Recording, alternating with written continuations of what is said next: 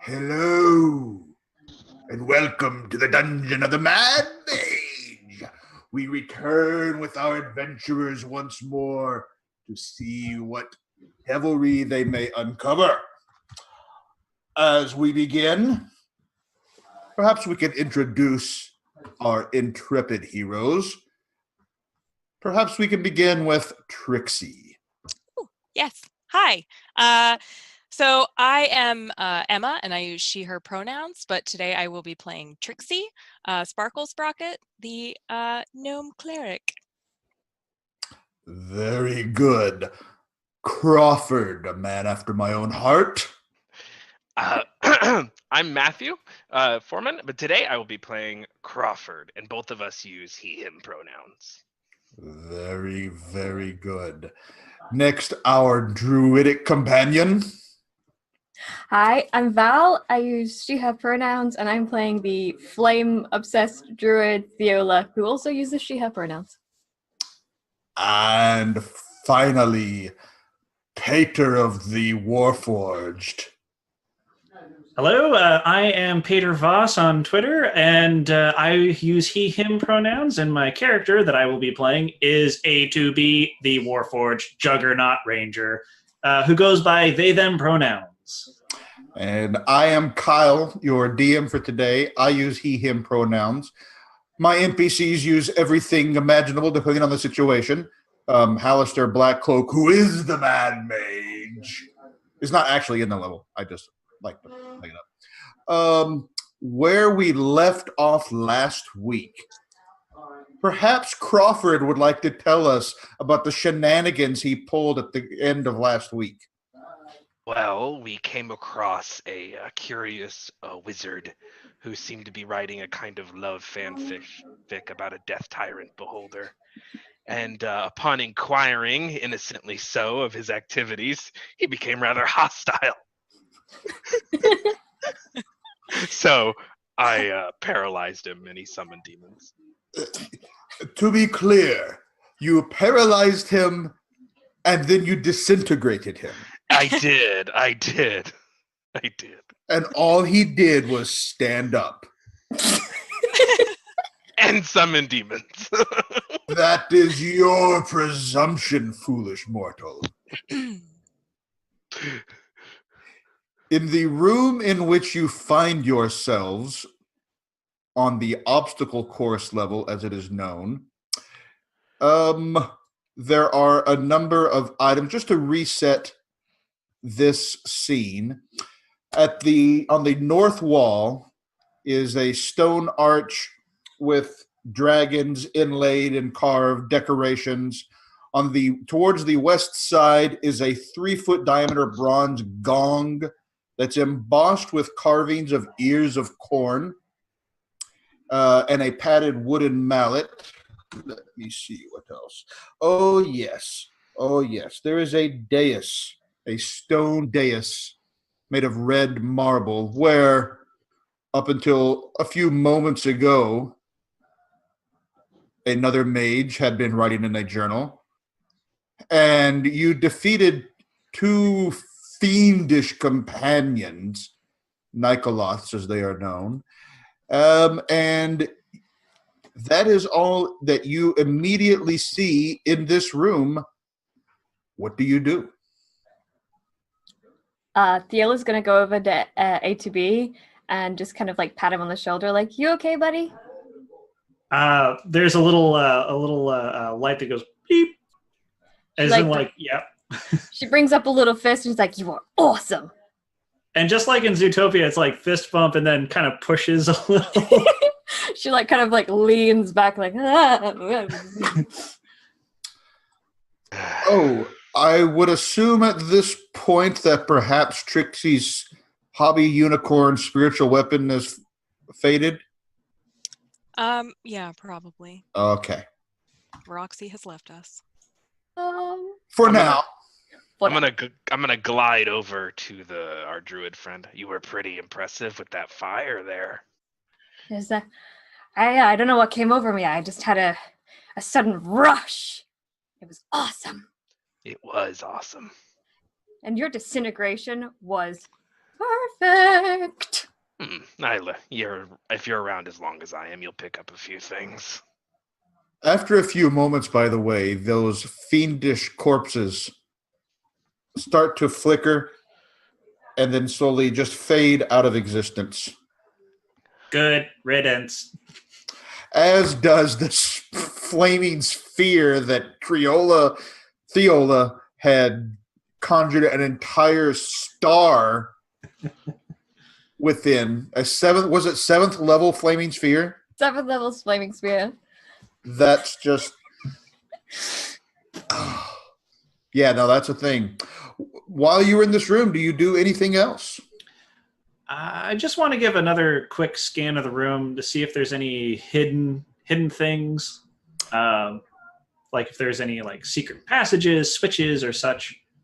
Right. No, this makes sense. Why don't you give me a perception check, and we'll see what you might or might not find. Okay, and if I recall, I get to use my favorite terrain on this. I think we determined that you are in a mountain. Yep. So, yep. Okay, that's 6 plus 8 plus 5. I'm terrible at mental math. That would be 19. Yeah, there we go.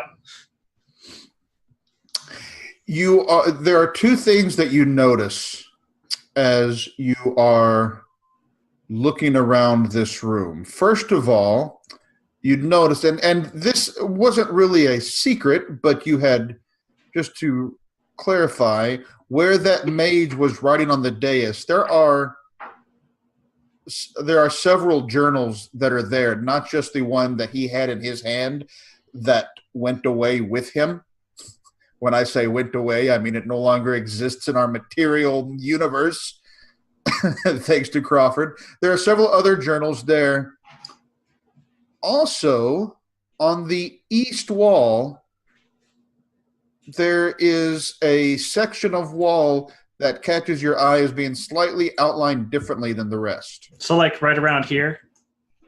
Right around, around there.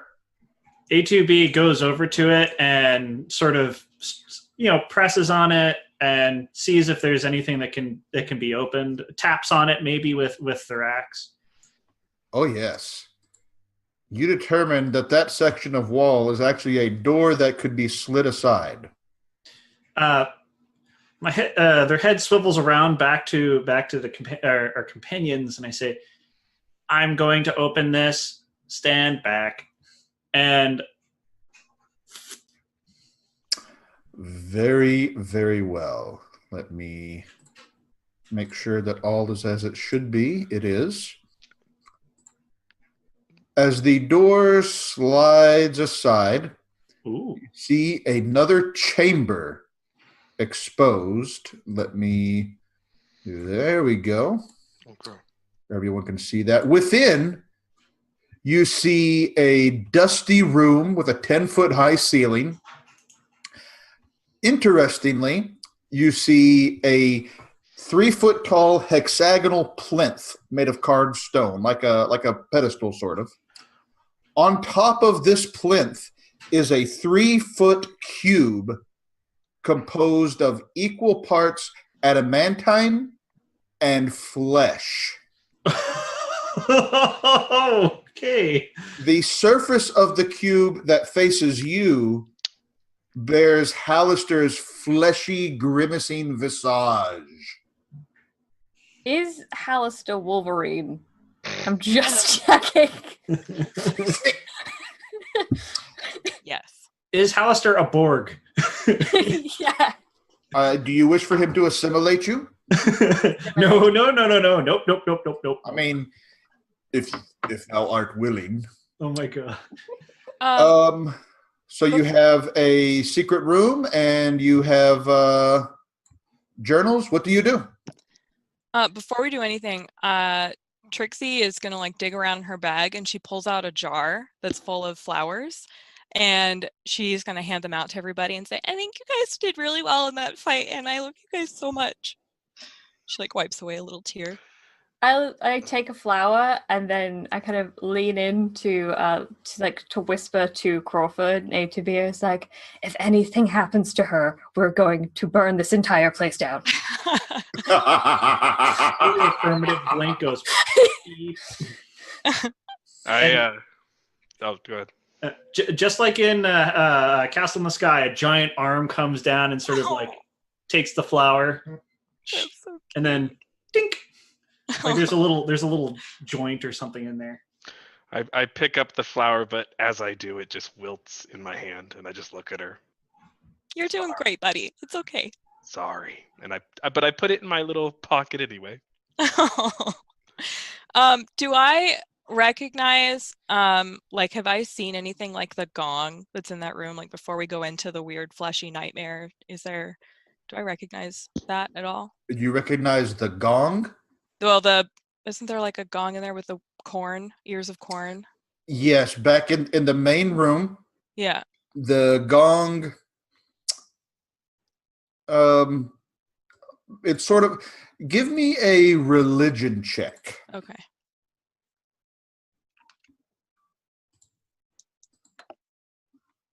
Um, 28. Okay, so Trixie, as the arch cardinal of all church,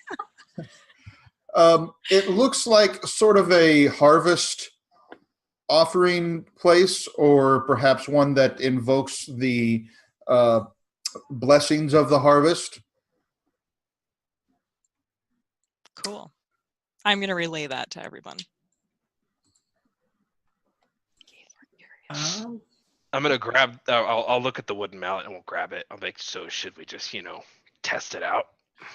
Maybe we should read the books to see if there's something about the gong. Yeah, I was about to say, Theola goes across to kind of look at the journals, see if there's any fan fiction in there. She can About the Well, gong. there's lots of fan fiction. If you want to take a few minutes to kind of flip through it and scan through the journals to see what you can find, you can take about 10 minutes and give me a wisdom insight check. Wisdom insight. And could I aid her on that? Tell me how you would be aiding her with that. Probably taking another book and flipping it through to see if, like, very rapid, kind of like Short Circuit from the movie, just sort of flipping through the books to seeing if there's any particular passages and handing them to her. You are no longer A2B. You are now Johnny 5. Yeah. 25. All right. So you can give me an insight check with advantage. So that would be 16.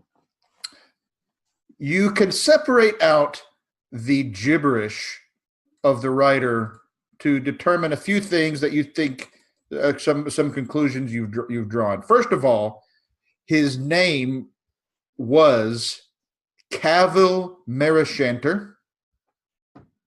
That doesn't require an insight check. He's got his name written on the front, written with love and a few little like hearts and stuff, by Cavill Merishanter. You learn the following things. First of all, no one knows anymore the Beholder's true name, but after it changed to becoming a death tyrant, it changed its own name to Netherskull. Hmm. So it's going through its emo phase. Yes, he's got his hair. It's got like conversations like, you don't understand me, Dad. Its eye tentacles are swooped over one eye. Right. Or like one portion of the eye. I'm the Prince of Darkness. Netherskull has slain countless interlopers, none more deserving of death than a pompous human paladin named Fidelio, who wept bitter tears before his well-deserved disintegration. Theola actually goes, ugh, at the name. Fidelio, ugh. Fidelio. Does he have a line of beauty products? Maybe it's born with it. Maybe it's Fidelio. Netherskull's primary goals are to destroy Hallister and take over Undermountain. Huh. Oh. That's not great. Yeah, and I relay everything I had read in these books to everybody. And then finally, I will tell you that while he doesn't have written down where it is, there is an additional hidden entrance into Nether Skull's lair, Huh. in addition to the primary entrances. Sierra just goes, Crawford, get your mallet. We're going to knock open that tomb we saw earlier. Just smash it right open. Yeah. Oh. I see Trixie. So wait, where's Nether Skull's lair? It's not on this floor, is it? It's like really far away, and we don't have to worry about Nether Skull, right? Listen, I am one for not walking into dangerously murdery situations, but I'm gonna make an educated guess that weird skull door we passed is probably where he's just chilling out. Have we ever determined who's been talking to us as we've been going through this course? I don't think so. No. I don't remember. No, I don't think so. No way. Cool. No big deal. It's totally fine. No. Cool. Cool. Oh, man. Cool. Yep, that's fine. Is he watching us? Should we ring the gong? Sure. Yeah, Bang. do it. Yes, I'm so glad you did that. I so want I am to hear it. too. Goodbye, friends. He turns Really into dust. nice. Hey, So hey, as you H2B, I don't strike want to the go. gong, it echoes throughout these stone walls and chambers here deep in Undermountain. And 3 items appear on the floor before the gong. A small clay bowl filled with hunks of bread and cheese, some little strips of meat, some dried nuts. There's an empty tin cup and a glass carafe containing 1 full gallon of water. It's a dinner gong. This is what he used to keep himself fed because he was too obsessed to leave for like groceries. Hot Pockets. Yeah. It's like Blue Apron for wizards. I had Not actually a sponsor of the channel. it yet. Right. But, if you want to talk to Dan. So I had a feeling that that's all this was. But bang it again. Bang again. See if we got more food. They just stack like in Skyrim. Yes. No, you bang it again. The sound echoes throughout the dungeon as if it's amplified in some way, but no more food appears. Oh. Probably like a once every few hours or something. All right. So, sarcophagus or death door? Or the cube, like the adamantine flesh cube. Oh, yeah. so many great choices. Really good choices. Really awesome, excellent, super not scary at all choices. Yeah, totally. They're fine. It's fine. This is fine. We're all fine. I also relay that the face looks like Hallister Blackcloak. So there was the fleshy Hallister Blackcloak. What was the adamantine? Was it just cube? I didn't go in. I could check it out if you want. A2B seems oddly okay with this and sort of follows you in. I glide over. So creepy. So creepy. Okay, well, let's do this then. I'm All right. So, yeah. Crawford, you said that you glide into the room? Yeah. I'm always gliding. I understand. You have like permanent fly, or is that Yeah, so Cloak of the Bat, the way it works is I have to grip both of them. So if I'm going to cast and stay afloat at the same time, I have to use Subtle Spell. Yeah. I forgot that one of my magical items that I have is the Broom of Flying. So I'm going to whip that out and just, can Trixie go on the back? Does Trixie want to ride on the broom? You know what? I don't even know, but it's too good not to do it. Yes, So it doesn't matter. It's fine. Yes. We No just like benefits. swoop in. I mean, Yes. I'm not even going to bother looking at what the item says. I'm imagining this gigantic fur bulk and a tiny little gnome Hi, guys. hanging on the back. Ah! Well, actually, y'all are not going like some arc across the sky. You're just like scooting across this room. It's so Exactly. redundant, but so great. It's so perfect. And as you go in, Crawford, why don't you give me an investigation roll? All right. Oh, grumpy. Yep, great. 9. 9. 9. Total? Yeah, I'm a sorcerer. Have you ever seen those toys that have like that look like a cube, and that they're kind of made of gears that when you rotate it, it separates out into some other shapes. You keep rotating, it rotates back into a cube. Yeah, I used to work at Toys R Us. Okay, this is like that. Only it's made of adamantine and flesh. Dumb. Gooey, brownish flesh. I fly up to it and poke it. Okay. Oh, okay. So glad you did that. I was thinking that. I was like, just poke it. I was I going was to like, lick it. Poke it. It starts to move Oh. and shift. And you hear of the voice, that same voice from that you've heard throughout this dungeon level. Oh, you go down the fire this time. I tell you what. Whoa. Oh my God. And it starts to sprout arms, No. legs, Whoa, fire! and wings. Oh. And I have made an error. A2B gets right up close to it. Oh. without the bow. Oh. Oh, but those are good guys. Oh. And 2 more things happen. First of all, let me put this little guy on the map for you. Oh, okay. And immediately, Theola, you take it reaches out a hand and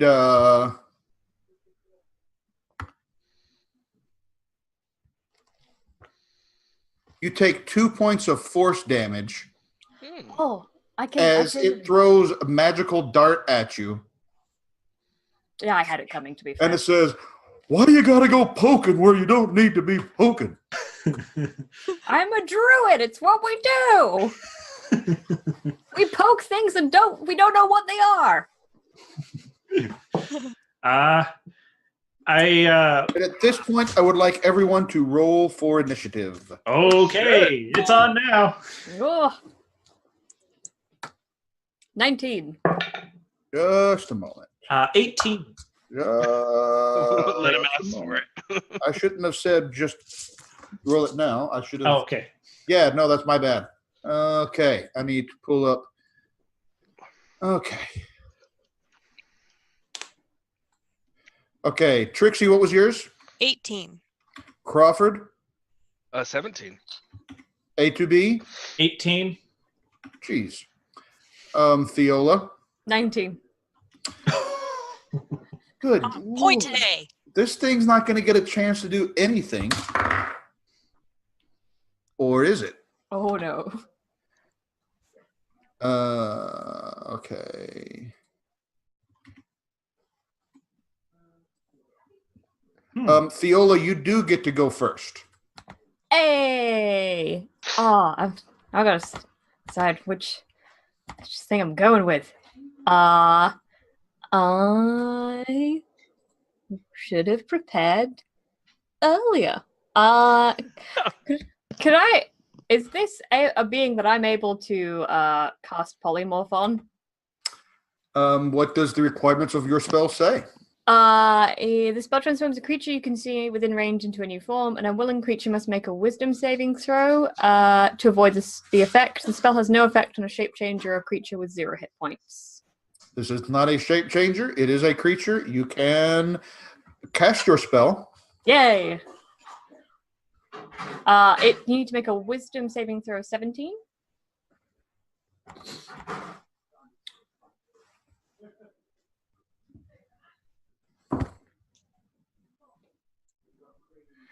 And what do you call attempting to polymorph it into? I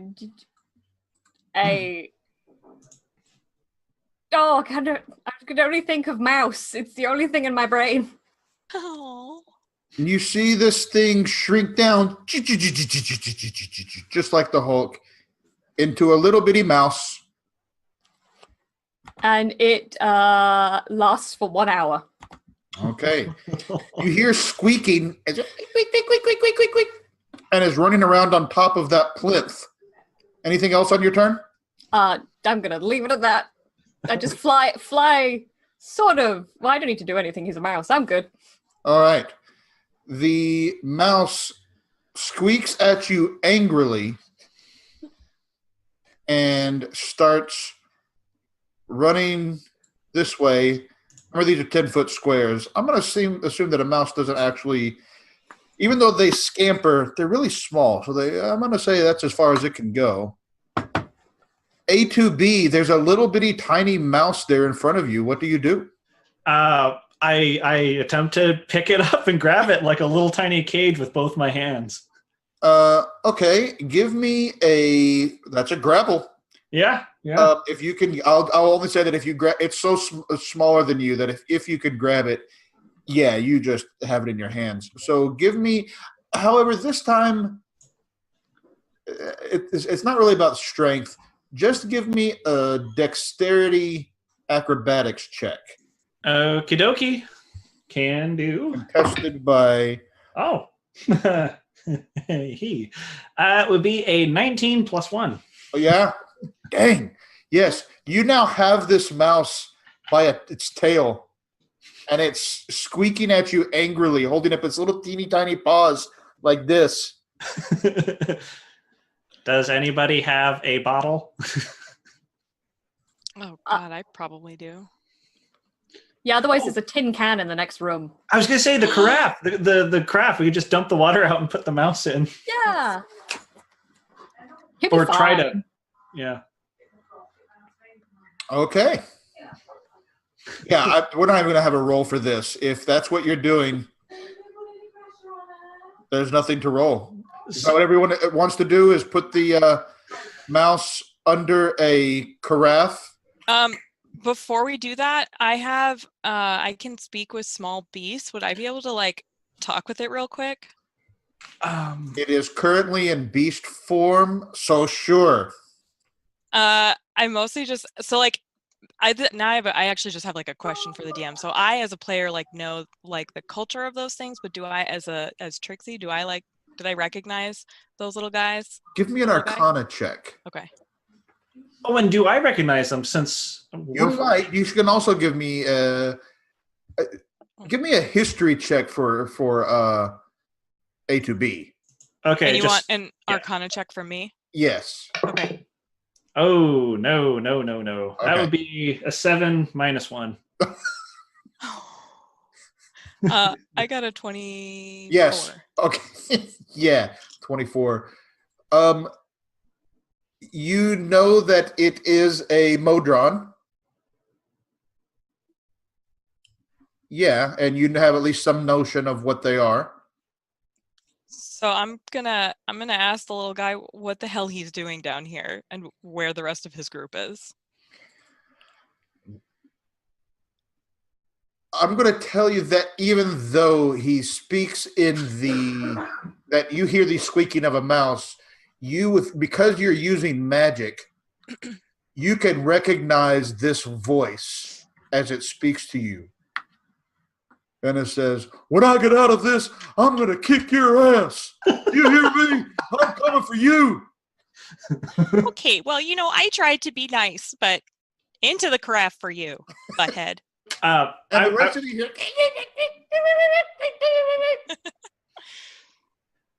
Can You I? better put me down, robot boy. So great. Can I do a strength intimidation check? And just sort of just like loom over it? Sure. Just by standing there. 17 plus 5, which be 22.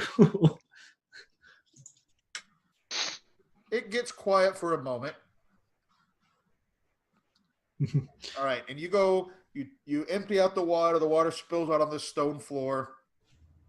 You put this carafe on top of it. You can still see it sitting there sullenly back in the main room here. What do you do now? Maybe it knows where the secret entrance is? Yella kind of sighs for a minute and is like, just goes over and gets some of the cheese from the other bowls and just like really like loops it under. Yes. Oh. It appears unfamiliar. Gives it a tentative bite. It gets this surprised look in its eyes and starts eating it. Yeah, just I like pat the top of it. I was like, there you go, little buddy. I'm a druid. Plants and animals, man. So wait, the thing that's been like taunting us this entire time is like a tiny little, what do you call it? Motor? Modon? I mean, it was the size. No, you say tiny. It didn't become tiny until she cast polymorph on it. Oh, it was getting big. It was about the. It was medium size in game terms. Okay. It was about your size. Are these things like notably powerful? I'm not familiar with them. I think only Trixie recognized what it was. Yeah. They're not super powerful, but usually they travel in groups and you don't see them that often because they're not supposed to be on this plane that often. They only travel out to get information every, I think it's like 100 years or something. Does it know how to open the coffin?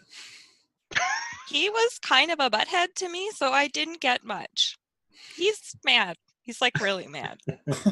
Are they usually so antagonistic? No. Let's see. I mean, we did poke it. I mean, come on. He But not tried that, to maim you. He's been watching us Yes. this entire time. How could he not like assume that we wouldn't poke? Yeah, let's not. Can I Well. use because it's in like animal form, can I use the spell animal friendship on it? Oh. You know what? I need to check something here. So first of all, let's see. First of all, you cast polymorph. I want to just have that up in front of me as a reference. That's all. And then you want to cast animal friendship. Yes.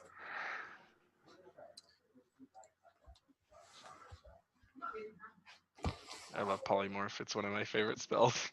If this works, this would be an interesting combination. I'll let Kyle decide how he wants to And play. you said it's you turned it into a mouse, right? Yeah.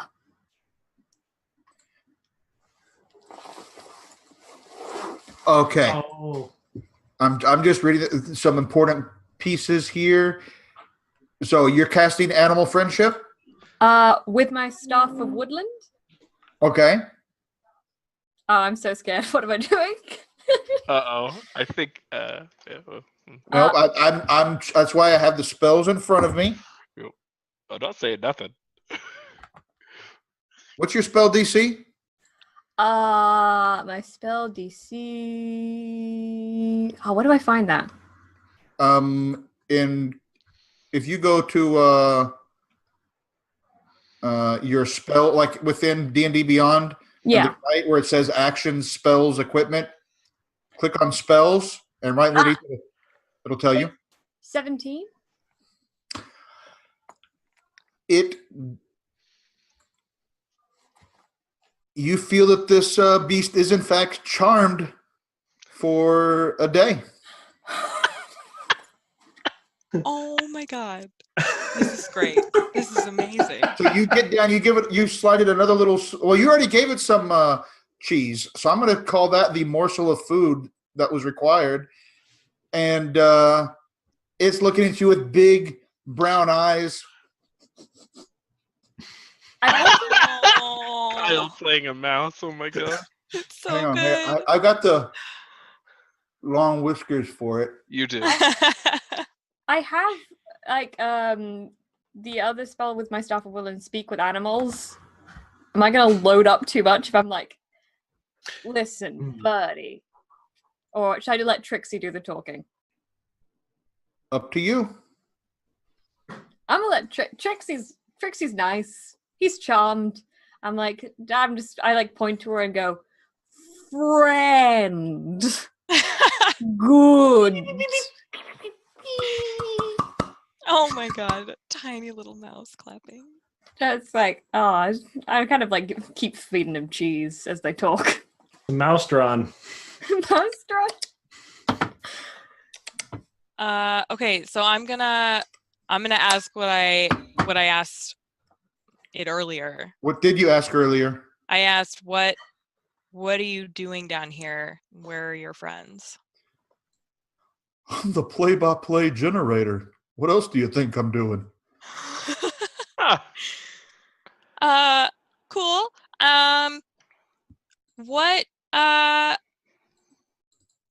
What are you? Apparently, I'm a mouse. Okay. I don't really know how that happened, though. It's okay. You I make a point great to mouse. Crawford. Make a really good mouse. He did it. Totally did it. No, I what do know it was you, but that's all right. We're friends.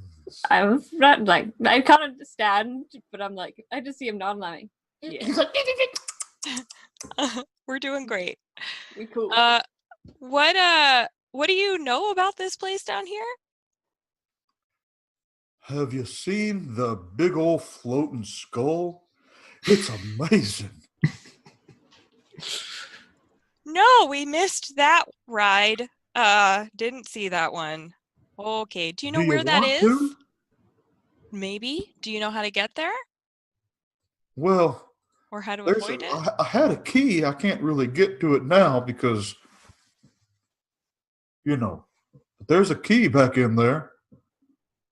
Well, I'm gonna relay all of this and say that this little guy can find us a key to take us to the giant floating skull.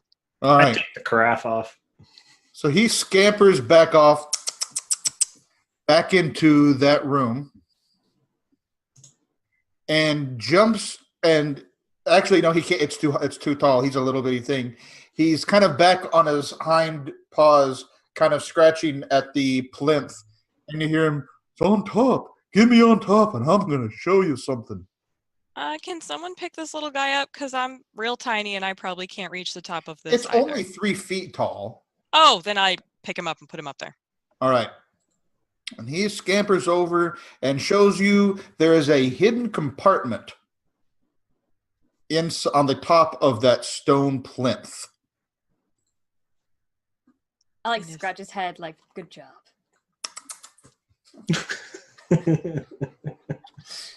This guy's going to be pissed at us when he is no longer a mouse and is no longer charmed. Who cares? We'll be gone. Yeah. And we'll just turn him into a mouse if he tracks us down. Yeah. Oh, buddy. Or worse. No. All Maybe. right, But We'll see. put a pin in it. Crawford. All right. So, yeah, there's a secret compartment there and a rat pointing at it. What do you do? I'll open it. You open it. As you slide open this hidden compartment, you see a 6-inch long key shaped like an H, carved from bone. As I pick it up, the sound effect of Hey,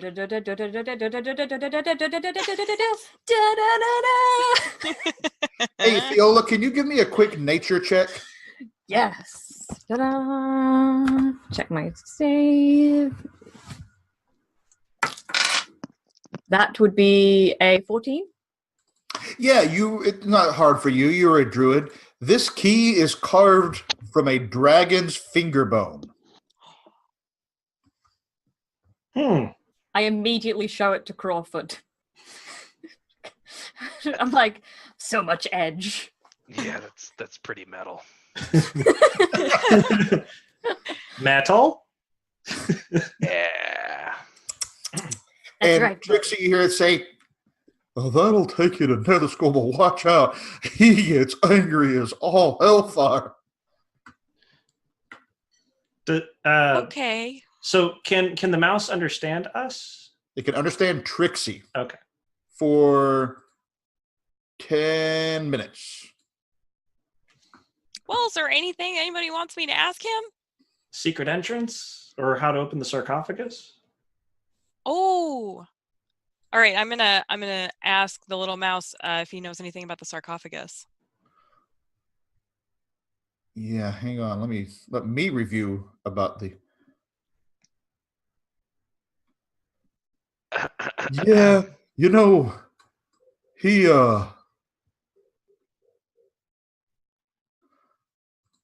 and Hallister had a bit of a falling out. They didn't get along very well. And so yeah, Hallister's got Zorak in there. Oh. Okay. Do you know how to open it?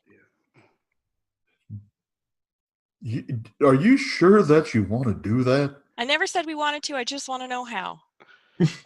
I do know how to open it up. It's really straightforward. Well, that feels great. How straightforward.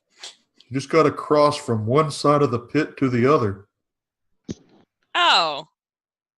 But be careful, because he will hunt you down like you were nobody.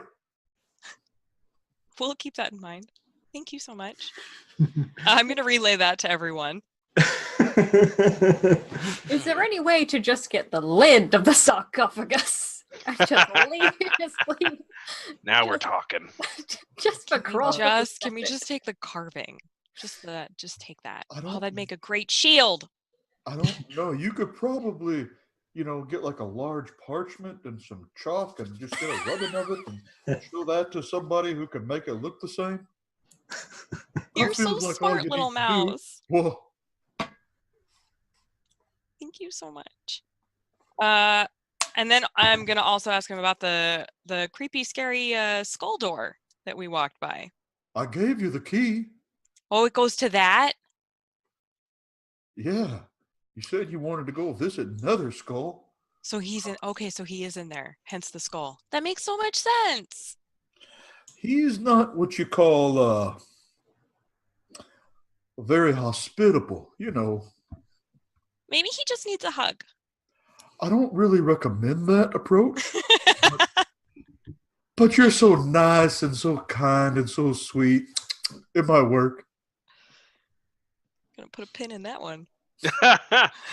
Maybe it's the whole death tyrant thing. Probably doesn't lend itself to friendliness. I think after a little bit, your speak with animals is going to fade soon. Yeah. Right. So I think we're good. So I guess I'm gonna pat him on the head, scratch his little face. So we can either go piss off a vampire or run into the lair of a death tyrant, guys. Really good options. I'm like holding the mouse as we do this and like whispering to them, even though I know he can't understand me, like, but we should decide very quickly. He's got an hour before he changes back and he's probably going to kill us. If we go after the vampire, then if we are able to dispatch it, we're gonna have to take a rest before we go after the death tyrant. Right. By which time this guy will be. I mean, it's a Mordron. They're like, we could destroy him with a flick of my wrist. It's fine. We could destroy him now and just skip the middle, man. We're putting a pin in it, Crawford. I begin to conjure a shadow blade. I'm like, ah! I just like reach over and go, no. All right. I thought we were friends. Why does your creepy friend want to hurt me? He's He has an cranky and aesthetic. needs a hug. I like bring him up to Crawford and like he looks into his tiny mouse eyes. He makes big brown eyes, and he feels here in the corner of one of them. Crawford is an emo Alfredo from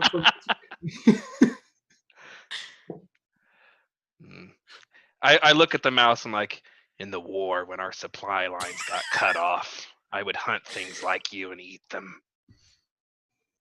It's a start. That's a good start. It's okay. And I pet it. Pat. Theola's like, unrelated, we should totally hang out after this. Why is his skin so cold?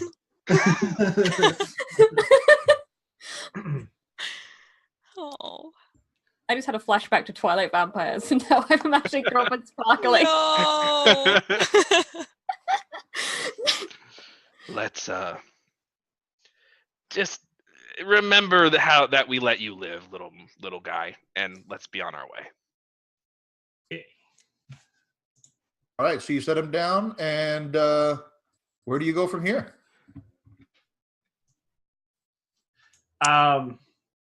We could go after the vampire. I mean, we could. It is a thing we can do. I mean, I said Crawford wants to go after the vampire. I don't know where I'm getting this from. It's a vibe he's given off. I have a death wish. I have to be honest with you. Listen, I don't know. I'm in no hurry to get out of here. This obstacle course has been a lot of fun. maybe the vampire has a grudge with the Death Tyrant. Yeah. Could we? Oh, that might be in the journals. Was it? My short-term memory is fabulous, so yes, of course I remember it was in the journals. He didn't like a guy called Fidelio, and that's all I remember because I also hate Fidelio now in game. Yeah, and Fidelio was disintegrated. I mean, I don't think you can. Yeah. become a vampire. What was the name that the mouse told us what was the vampire's name? Zorak. Zorak. And is Zorak, in fact, I will even tell you it was Zorak Light Drinker. And what's to say that Zorak and Netherskull aren't aligned? I mean, let's at least go talk to him.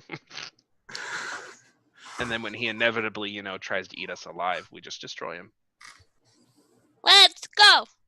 We are Team Goners Club, so this is very on brand for us. Correct. We're doing great. We're doing great. A2 Beak sort of like taps their shield and axe together. Bam, bam. So where are you going? To the coffin. Okay, to make things straightforward, let me just set y'all over near there. While we are walking over there, Trixie is gonna cast Bless on everyone. She's gonna bless everyone. She's gonna on all you can cast Bless on 3 people. So everyone except yourself? Yeah. And I also cast Protection Against Good and Evil on myself. Okay. So protect. I need to recheck that one in particular because I want to check something on it. From evil and good, let's see. Okay. So remind me when this comes up in case I forget. You attack rolls against you by undead and other things have disadvantage against you, and then you cannot be charmed, frightened, or possessed by any of those types of creatures. Yep. And everyone else has the benefits of bless. And as you, let me move the camera there because everybody else just sees a black screen. And I'm gonna also cast resistance. Oh no, I can't do that. Never mind. I'm not gonna do that. Just kidding. Okay. To remind everyone this situation, there is a 20-foot long, 40-foot deep pit that spans the width of the corridor. The pit has sheer walls, very smooth, not handheld types, that is stained with blood. At the bottom of the pit is a 6-foot long, 3-foot wide alabaster sarcophagus draped in cobwebs, the top of which is carved to resemble a giant bat with folded wings. Floating above this sarcophagus is a magic rune in the shape of a dwarven death symbol that glows as bright as a candle's flame. So, if all we have to do is cross this, you all mind if I cross it? Y'all stay here and we'll see what happens. I can, do my thing. I stow my shield and axe, and I take out my longbow, and I just get an arrow ready. Aim for the heart, and I'm going to glide over the pit and land on the other side. Okay. A couple of things happen.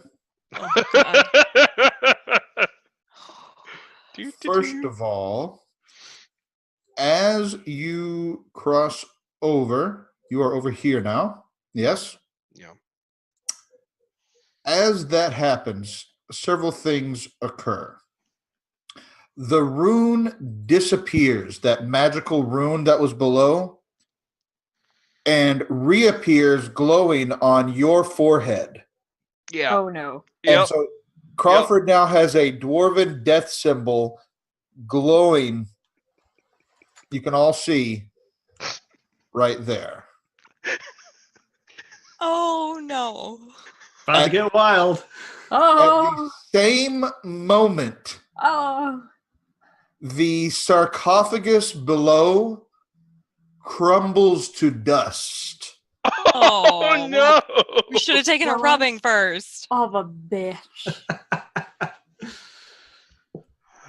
And within, you see a wisp of smoke, a mist, if you will,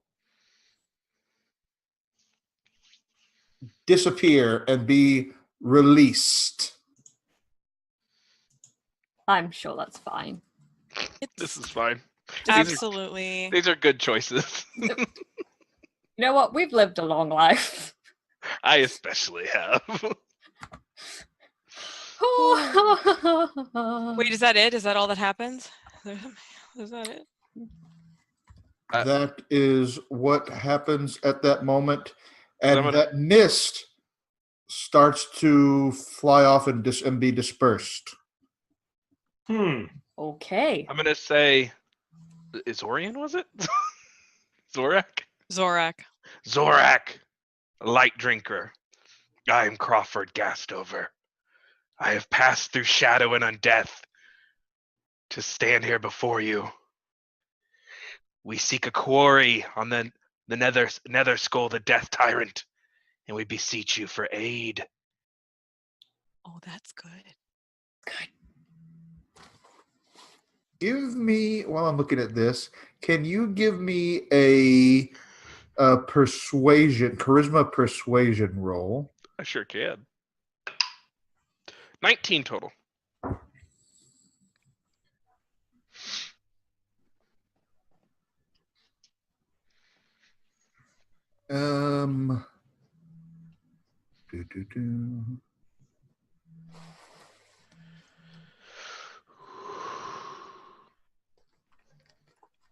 You see the mist pause above you, swirl around you, and remain there in your space.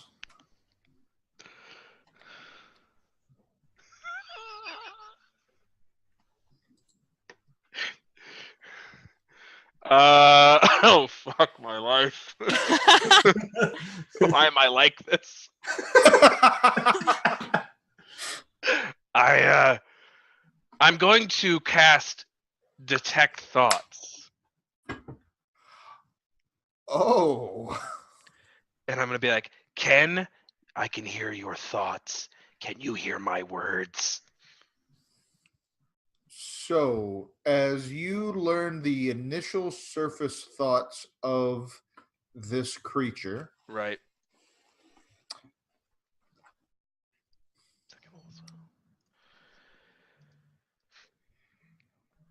his initial thoughts are, I will hunt down and destroy you. Oh, okay. Great. Sounds I nice. must hunt down and destroy you. Whoopsie. I'm just going to leave that one on red.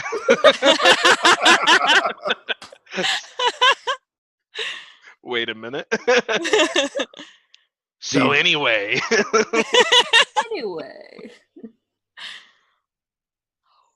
Were you going to say something, Kyle? You know the Oh. I'm looking at detect thoughts. Yeah, because I'm. Yeah, it is. Yeah, what he's thinking. He doesn't at this point until you probe deeper realize you're detecting his thoughts. Right. Well, let me actually. When you cast detect thoughts, how did you cast it? I didn't use subtle spell. Oh, in which case, his thought is, oh, this one is crafty. I must be cautious. You have no And then idea. the mist begins to disperse and fly away. I am going to. I'm going to throw a firebolt at the mist. Like, no one walks away from me. Okay, in that case, give me your firebolt and then everyone roll initiative. Oh dear. Okay. 29. Ooh, Yes, okay. that hits. I got 12 initiative.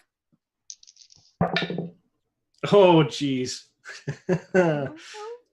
18 points of fire damage.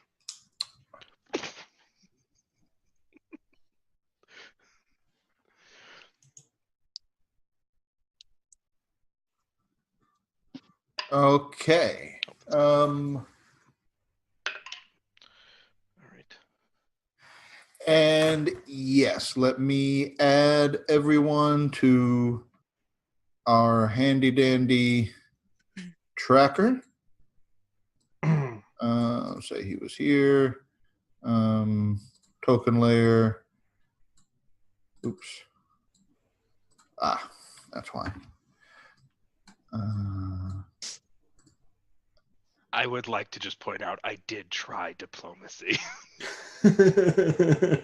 Okay, let's see. Oh, that actually gives me an idea. Ooh. Okay. Back to this. Trixie, what is your initiative roll? 12. 12. Excellent. Crawford. 11. A to B. 6. Fiola. 12. A2B, late to the party as usual. Well, I will just tell you he rolled a natural 20 on his in his initiative, so Oh just dear. FYI to you. Fine. Just This FYI is to you totally all gonna on be fine. that. Not that it's going to matter a lot because you're all going to die. I mean, what? Bring it. Let's see. Yes. Yes. You see, so that firebolt struck it. You see it pass through, disturb that mist for a moment. Then the mist slightly reforms.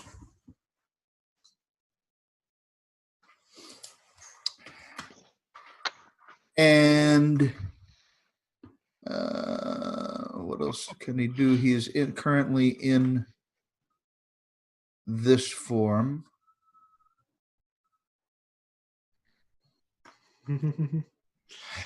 and you see the mist swirl into the form of a tiny bat.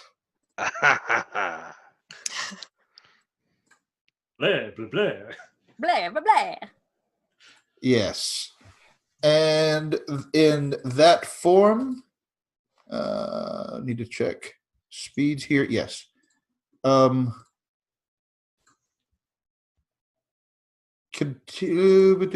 just so many. Vampires are complicated to run.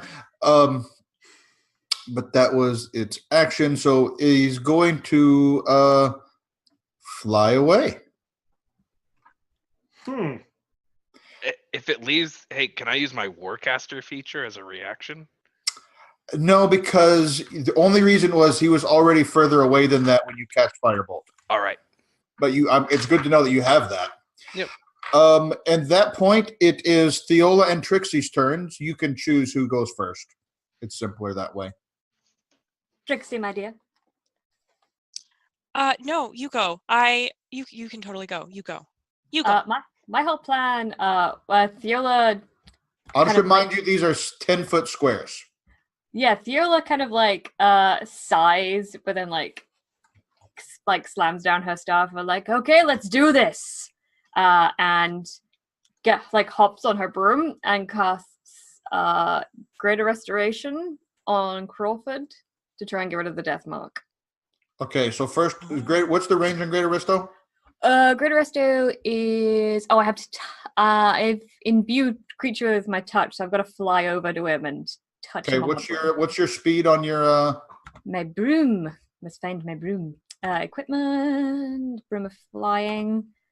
Weighs 3 pounds. Has a flying speed of 50 feet. 15? 50. Oh, 50.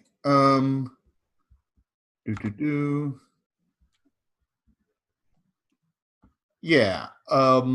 That's okay. I'll say it took a little bit of movement to get on it, but not too much. And then, oh yeah, you can definitely get right next to him. Yay! All right. Yeah. Then you're going to use your action to cast Greater Restoration on him. Yeah, to try and shake that hole. That death curse don't seem good. The mark remains. Oh, dang. You feel as your magic swirls around him, and this death mark is so tenacious, you get the sense it would take much stronger magic to remove it.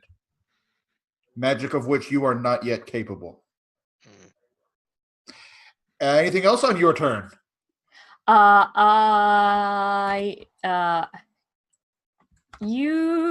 did I put it?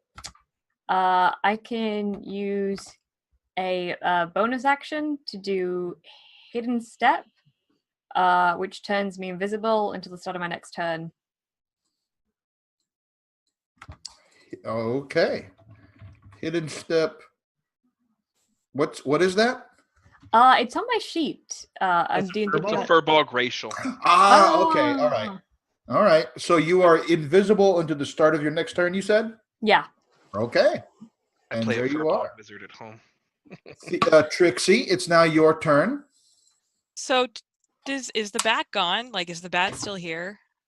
No, the bat is down the hallway. Down the hallway. Oh, do I want to do this? Okay. I am going to yeah, I think I'm going to do it. I'm going to summon my spiritual weapon right next to the bat. What is the range? It's 60 feet, isn't it? I believe so, yes. Yeah, I think he's outside of 60 feet. Really? How long is the pit? The length of the pit, wasn't it 40 Well, remember, feet? these are 10-foot squares. Oh, right. Sorry. I So keep looking at the map. 60 And feet. reading Oh, no, fast. you can get it right next to him with that. Okay. My bad. So you can get it right there. Let me give you control of that thing, just so. There you go. All right, just so you can move it around yourself. Okay. Yeah, and then do you want to try to strike it? Yes. You don't sound very convinced. no, I don't know if I'm gonna hit it though. It's a bat. I don't know. 16. Does a 16 hit? 16. 16 does not hit. You hit it, Ooh. but you feel that this bat, being, as you know, more than just a bat, is able to resist your damage at the moment. Got it. Not that you didn't hit it. You just did, yeah. And anything else? I am going to. I think I'm just gonna actually move up a bit. Can I? Yeah. I just want to move myself up so that I'm like right on the edge of the pit. And What's your movement speed? 25? yeah. Yeah, you can get right to the edge of the pit. Yeah, sure. Okay. And I don't think I can. I'm gonna try and then cast Sacred Flame on it. You used your. Let's see. That's a cantrip. Yeah, it is. It is. I just want to make. So when you first cast spiritual weapon, that was the bonus action, right? Yeah. Correct. You can Okay. summon and attack it with your bonus. Yeah. Okay, that's what I was. Thank you. So yeah, what's your spell DC? It is. Oh, I was just looking at it. 17. And that's a dex save. It is, yes. Yeah. What does your sacred flame look like? You describe it. Oh, it's gonna look like gold and glitter, just like so much glitter. It's so I was beautiful. imagining something like it's like that. A rain of glitter. Yeah, so the rain of glitter and this bat that's hovering there in the air just swoops outside of it and dodges. Stupid bat.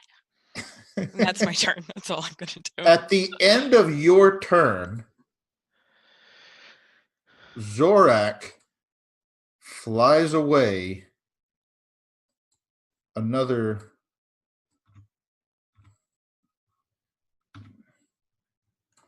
Let me fix something here. These are 10-foot squares. Yep. Yes. Flies away and is now around the corner.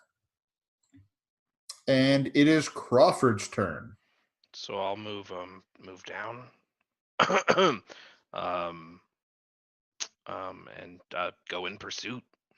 Like, I thought you were gonna hunt me, not I hunt you. Do you still have detect thoughts going? Yeah, I haven't done anything to put it down yet, so that should be okay. Its immediate thought is, when I am the predator, I choose. I'm gonna land in the same square of the spiritual weapon. Yeah, sure. All right. Yeah. And I'm going to then cast Hold Monster. Needs to make a Wisdom saving throw, DC 18. Yes, 26. Okay. And then I will quicken a spell. It's a cantrip. And I will quicken Firebolt. All right, give me your attack roll. 19 to hit. 19 hits. Already. 12, 17 points of fire damage. All right. Yeah. Oh, wow. Yeah, you singe. You can see a little singe in the bat's wing. At the end of your turn. Mm-hmm. It continues to fly around the corner. A2B, what do you do? Okay. I get right up to the edge. So that's 20 feet. Yeah. I assume this pit is longer than... it's 30 feet across. Let me see something here. It looks like... These squares are... No, you know what? The map that is in Roll20 is not the same. It's the same. I mean, it's not different, but it is somewhat different than the map in the book in that they've already accounted for the speed. So that is 20 feet long. I've been confused this whole time. Okay, cool. Let's see. Which is to your benefit at this point. Cool. Yeah. Okay. So it's just as on Roll20. Oh, geez. Whereas Okay. they already zoomed it in, basically, is what I'm saying. Gotcha. I would like. Let's see. How do you? Let's see. No, not freehand. Pointer. How do you make the little line to figure out how far you can go? Q. Right. Okay. That's 20. It's 20 feet long. Whoops. You use 10 feet to move across. But you can count it as part of your movement. So are you trying to jump? Yeah, I'd like to jump on the other next to Theola. Yeah, that's fine. What's your strength score? It's 20. Yeah. I assume I don't have any other movement left. No. I would actually. Let's see. Okay, so can I do this? I'd like to use my action to move, but I'd like to stow the bow and draw out the axe. You can dash, and you could stow the bow on this turn and draw the axe on your next turn. Okay. So I'd like to go another, let's see, 5, 10, 15, 20, 25. I'd like to move here, and then I'm stowing the bow. Okay. All right. Yeah, because it's 2 object interactions. So here's what's going to happen now. At the end of your turn, you see this thing. Hang on. I need to. What in the.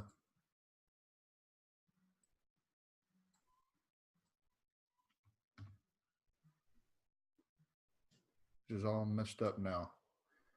Roll20 is confusing me. Anyway, 5, 10, 15, 20, 25, 30.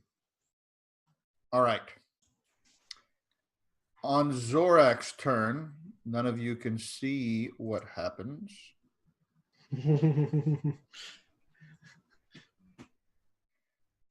And we are probably going to exit initiative in a moment, depending on how quickly you may or may not find this guy. And it is Theola's turn. So it's what was the thing to work out how far? So these squares are 5-foot squares. They already did the zoom in. Oh, so 5, 10, 15, 20, 20. Yeah. I'm going to go pick up Trixie with my Room of Flying. Okay. We'll just say that are you going and coming back? If I have enough movement to do that, I'm just going to go pick her up. Yep. You have just enough movement to do that. It's just going to hoist her across. Okay. All right.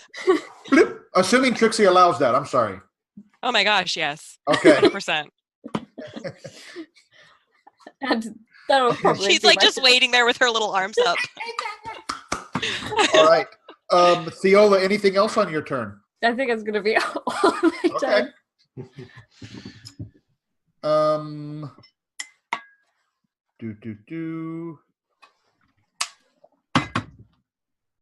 All right. Trixie. So the bat's gone like around the corner. Is that yes. accurate? Yes. I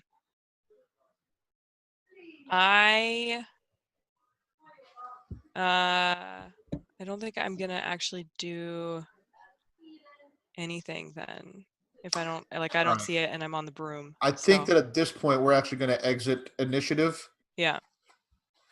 Because the vampire is now in a place where you are not going to be able to find him that quickly. So now, but the mark remains glowing on Crawford's forehead.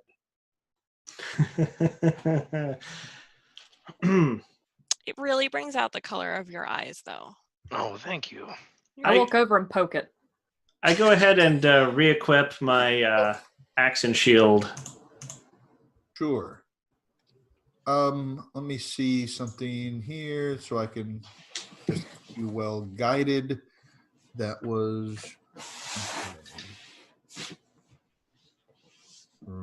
that.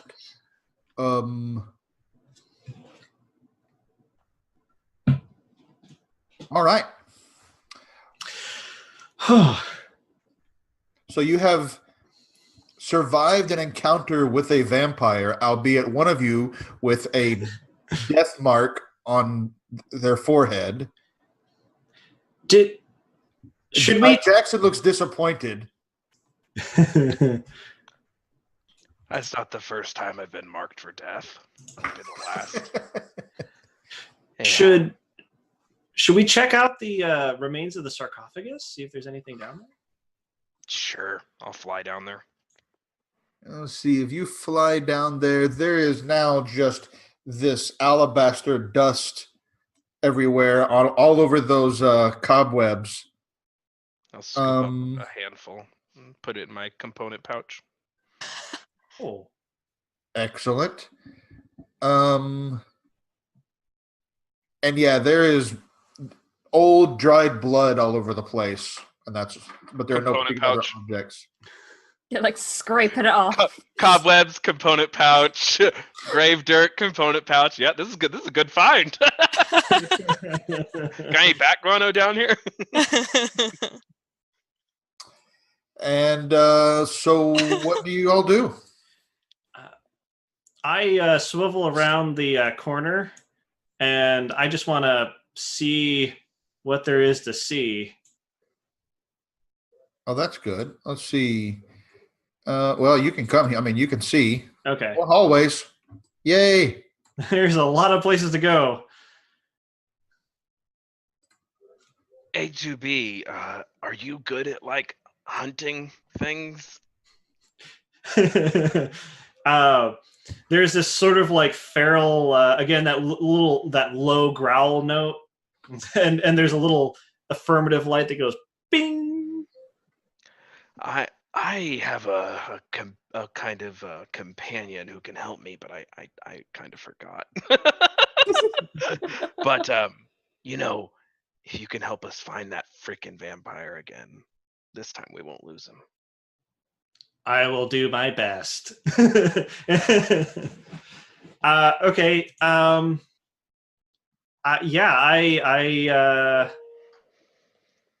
guess I try to poke. I try to go down this way. Do you have a light? I have those goggles. Oh, you do have those goggles. That's right. I can also cast light on an arrow again if we want. And I do have that light arrow. That's right. That would have faded by now. That was yeah, only but I can an hour. I mean, the one that he had before. Yeah. Yeah. Yes, you can absolutely cast it on something new, of course.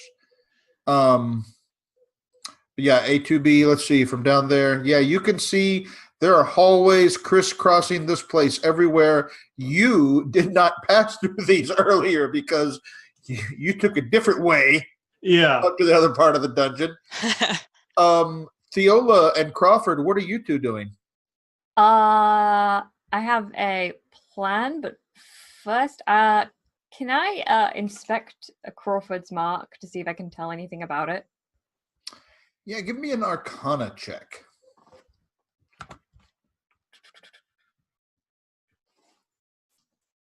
That's a 21. Oh, yes. You know, well, you've already been told that it's a dwarven symbol of death. You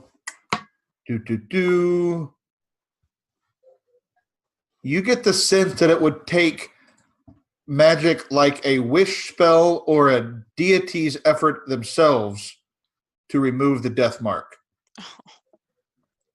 that there are other ways that it might disappear, some of which are bad for the carrier of the death mark.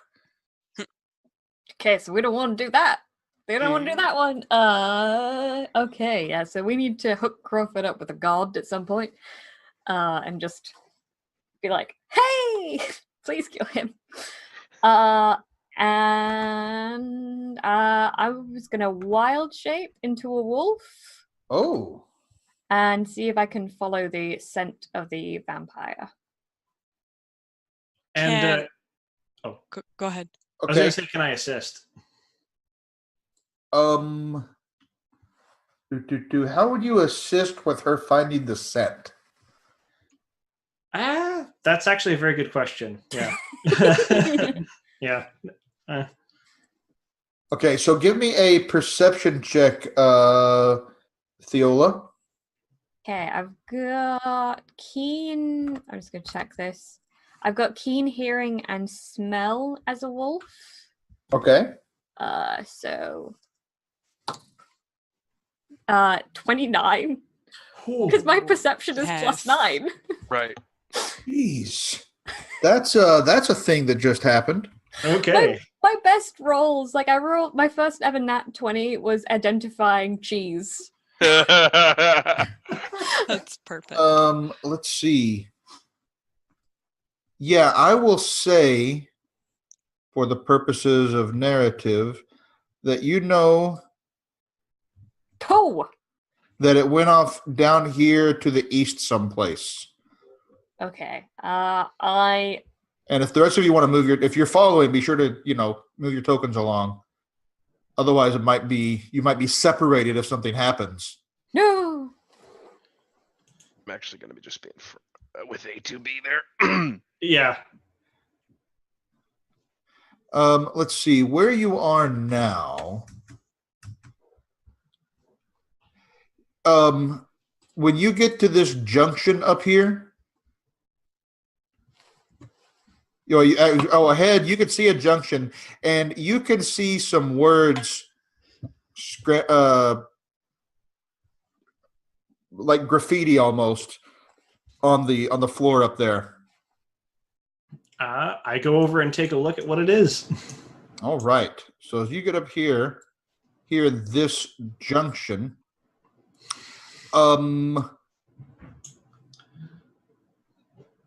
there's a word written in Dwarvish with an arrow pointing towards the southwest tunnel. Let's see. I cannot speak Dwarvish. Can someone translate? What's it say? It says loot. That sounds like as in LOOT, not LUTE. Oh, darn. We don't have any bards here, so it's fine. I love music. This is just where Nether Skull's band plays on the weekend. He's a metalhead. It's like outside his mom's garage. Yeah. Yeah, I feel like we're getting into like My Chemical Romance territory. The Mad Mage. So where do you go? You have tunnels going northeast, southeast, southwest, and of course you came from the northwest. There's an arrow and the word loot pointing to the southwest. What do you do? I look back at Theola to see if she knows the new direction. Theola, are you tracking the number of wild shapes that you have? Yeah, I've got. This was my second one, so I turned into a bat, and now I am a wolf. So this is my second. All right. Shape. Yeah, but I'm assuming you're still in wolf form. So, yep. What do you want to do? The arrow is whichever way the arrow is pointing. Just imagine her like when a dog points like fun, like that towards the loot. Just like frum. Okay, so you got a pointer pointing. I'm wolf pointing towards loot. I'm gonna cast find traps. It's a good shout. Interesting. Oh no. Let me. That I makes me want so nervous. to check that spell. I know about the spell. I've never actually seen anybody actually cast it.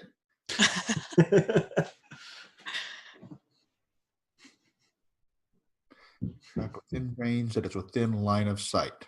Okay, and that lasts. That's just instantaneous. Yep. Looking here, you. One thing I don't think it is. I just want to double check. You see, you reach out, and Garl Glittergold bestows his blessing upon you. You are disappointed to see no traps where you are. Okay. Something about that writing seems off to you, however. You cast a spell. You should get some benefit from it. It's not exactly a trap, but it's tricky. Okay, I'm going to relay Like- that to the group. Like rocking a rhyme that's right on time. Can I just? Am I able to investigate it because I don't speak Dwarvish, or does somebody who speaks Dwarvish have to do it? What is it? Tell me what you're trying to do. I'd like to see if there's anything like. Is this? So it's not a trap. Actually, no. I don't think there's anything I'm trying to do. Sorry. I mean, listen, I don't think they're gonna point to where the actual loot is, so maybe we just go Oh yeah. northeast instead of southwest.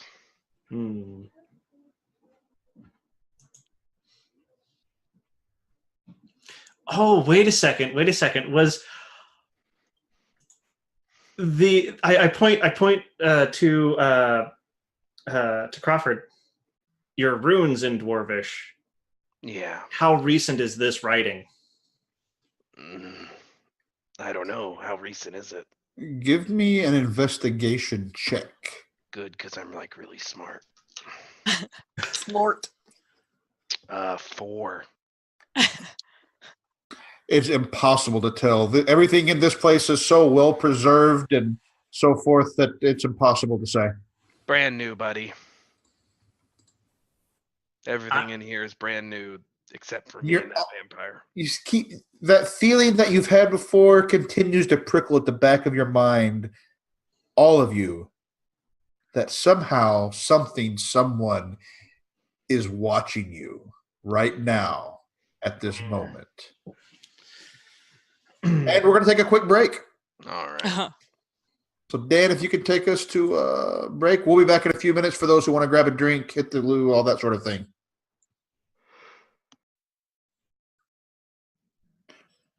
Welcome back to the dungeon of the Mad Mage. We find ourselves within the obstacle course, deep inside after having encountered both a Modron and a vampire. The vampire now is hunting our friend Crawford. Just an out-of-character note, Peter's dealing with the family thing, and he'll be back when he's back, which is hopefully not too long from now. Look, there he is. Hey. So you are in a junction. I put a chair in front of the door. That's fantastic. We were just getting started, Peter. I see you put a chair in front of the door, and now I can't stop giggling. Yeah, no, it's to prevent a shining moment. That's funny. Here's Johnny. Yes. You are in this junction area with the word loot in Dwarvish scrawled and an arrow pointing to the southwest. What do you do? Well, do we just want to head northeast then and not go for the obvious trap of absolutely no loot? Yeah, I think they might be trying to throw us off the trail. I say we go this direction. Okay. In the interest of time, I will move you in that direction. And I will tell you that as you get there... Nope. Oh, all of us. Cool. You see in front of you another one of those doors with, so to re-describe, the adamantine doors, the doors themselves are 7-foot diameter adamantine discs. The adamantium itself is molded to look like concentric rings of bones with a leering human skull at the center.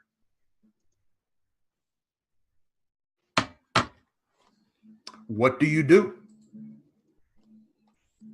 I balk at it. Suspiciously. Don't think we should go in there while a vampire is hunting him. Yeah. I want to take a look at that door. This door down here? Yes. Okay. I just sort of I see the skull door, and I'm like, we have other things we need to do. That door is a door much like other doors that you have seen on this level. It does not have any obvious immediate, nothing as distinctive as adamantine carved into bones and skulls. I go ahead and check to see if there's any traps on it. Give me a perception check. Okay. No moment. Y'all hear the music from the other room of my house? I can't hear anything. No. Okay. I have a teenage daughter who forgot that I'm streaming. That would be 18. 18. You look this door over carefully. You see that it seems undisturbed. There's a slight opening at the bottom where, it's like most doors where air can pass back and forth. And you see neither trap nor lock. Can I press my ear against it, see if I hear anything? Or like what A2B has for an ear? Right. Inside, what you hear with your perception check. Want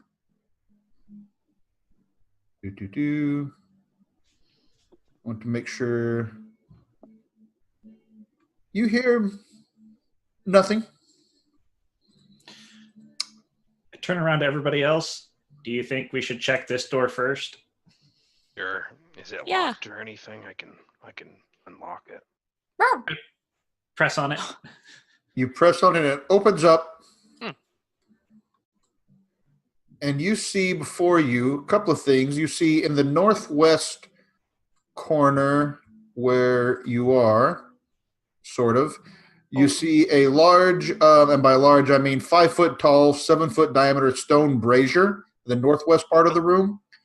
Interestingly, above that brazier swirl 8 glowing embers gathering, radiating magic. All of these rooms seem terrible. Beyond that brazier, you can see a 3 foot tall, 5 foot long statue of a giant toad. What? And just beyond, and next to it, or in front of it rather, is a deep pit, 10 feet square. Listen, the last time we tangled with a deep pit, Crawford got a death mark on him. I'll be fine.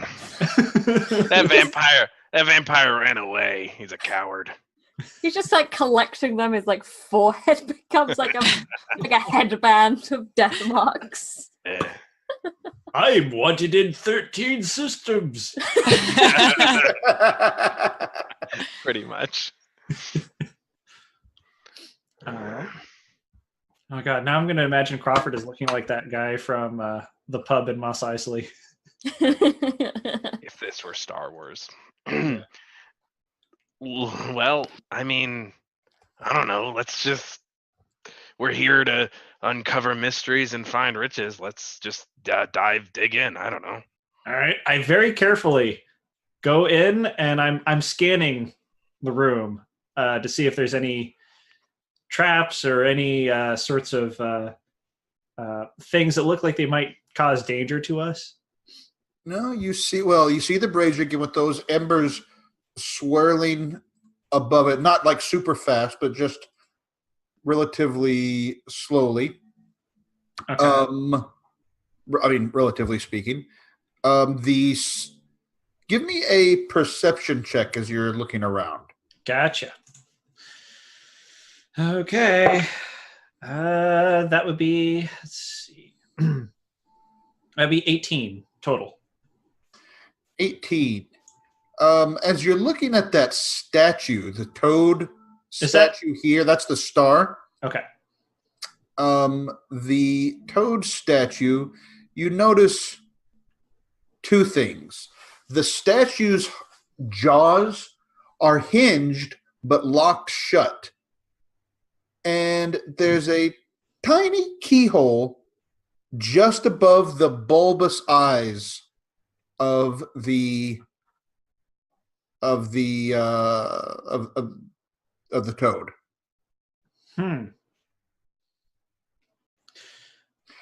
That pit, by the way, is not blood-stained like the other one, but it is 50 foot deep with very smooth walls.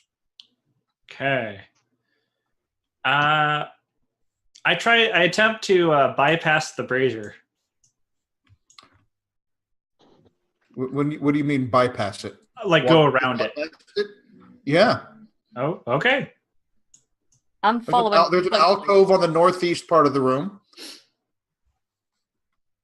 And obviously an alcove with a door in the south portion. Just float on in.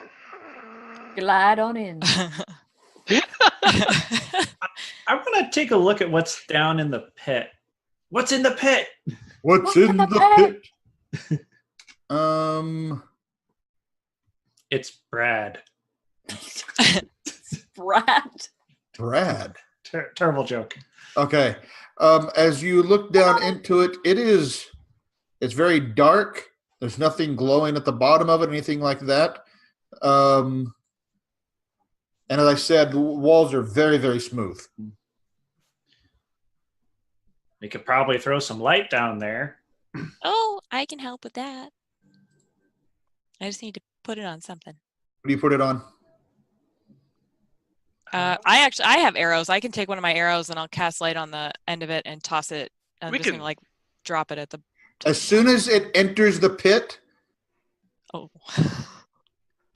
the light immediately dissipates.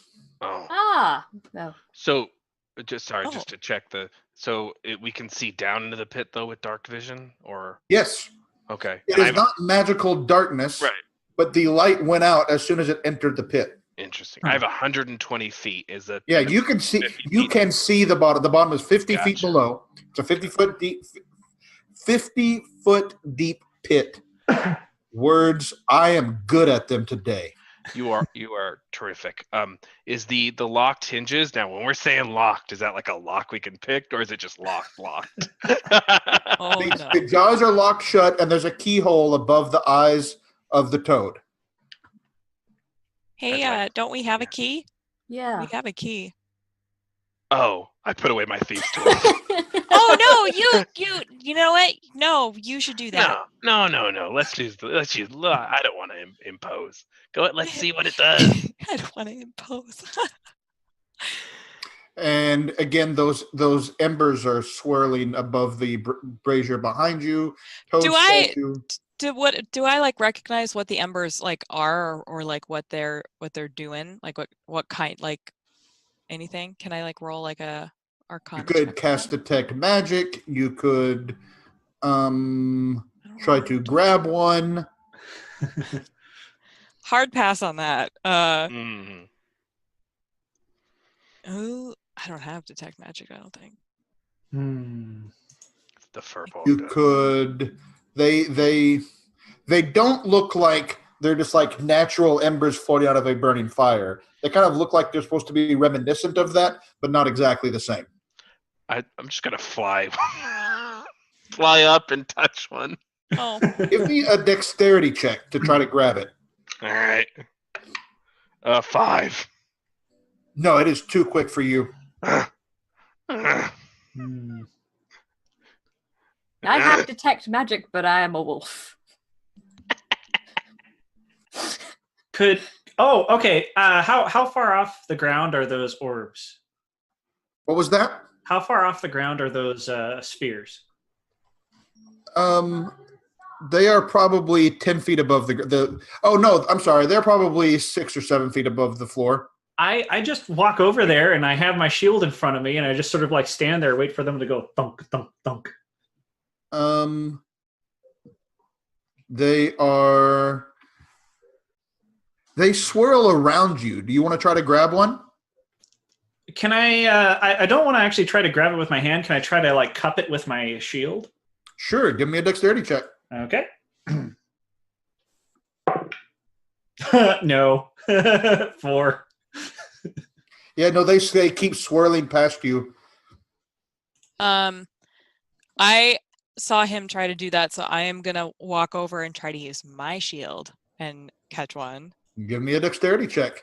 Can I give an assist and just like hold? Yeah, you can for sure. You can do it with advantage. Oh, great, because that first roll wasn't good. And that one was worse. So I got a 7. These things are just so slippery and quick that you're just not quite able to get them. Shall we do the key thing? Sure. You guys can all step back. I mean, it's honestly fine. The worst thing that can happen is I'll die, and I'll come back. I promise. I always come back. Are you sure? You always come back.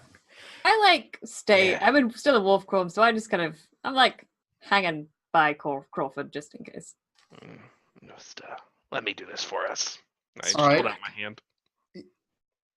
Are you trying? What is it you're trying to do right now? Well, I don't have the key, so I'm asking for it, and then I'm gonna just try to. Oh right, I have it. Yeah. Oh yes, that's right. So you try to insert that key, and that does not appear to be the right key.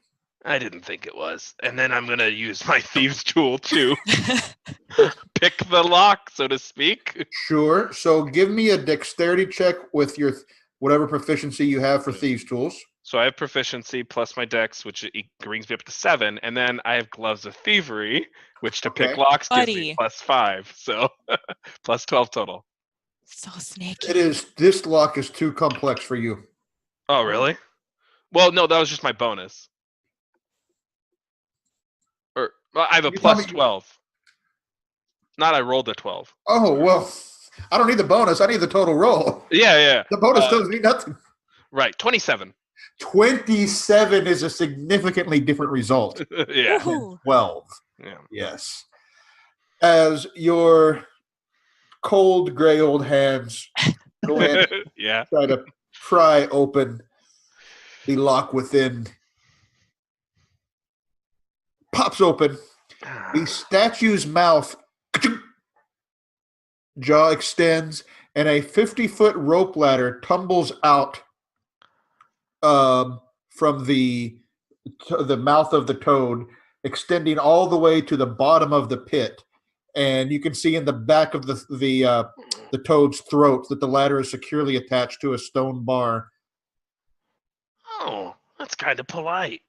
That's so I'm cool. gonna start climbing down, even though I don't Yeah. need to.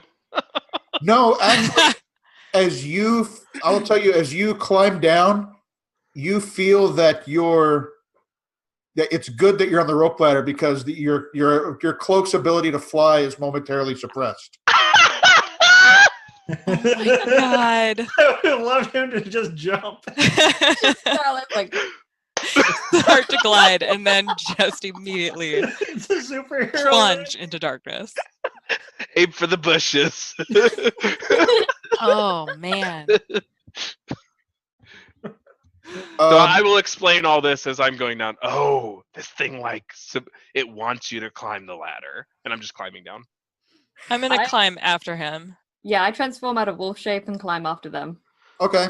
Yeah, you all get down there, and you are now at the bottom of a 50-foot pit. And your arrow is down here, by the way, Trixie, that you had cast light on earlier.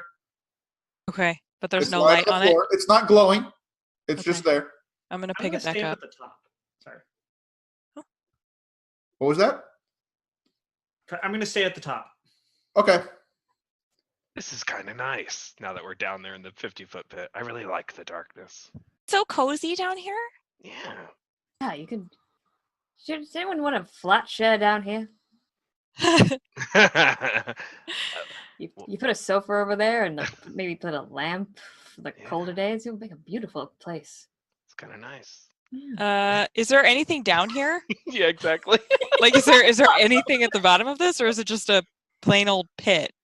At the moment, there is nothing here but your arrow and the three of you. Oh, hey, you're out of wolf form. Can you look for magic? Yes. I cast detect magic.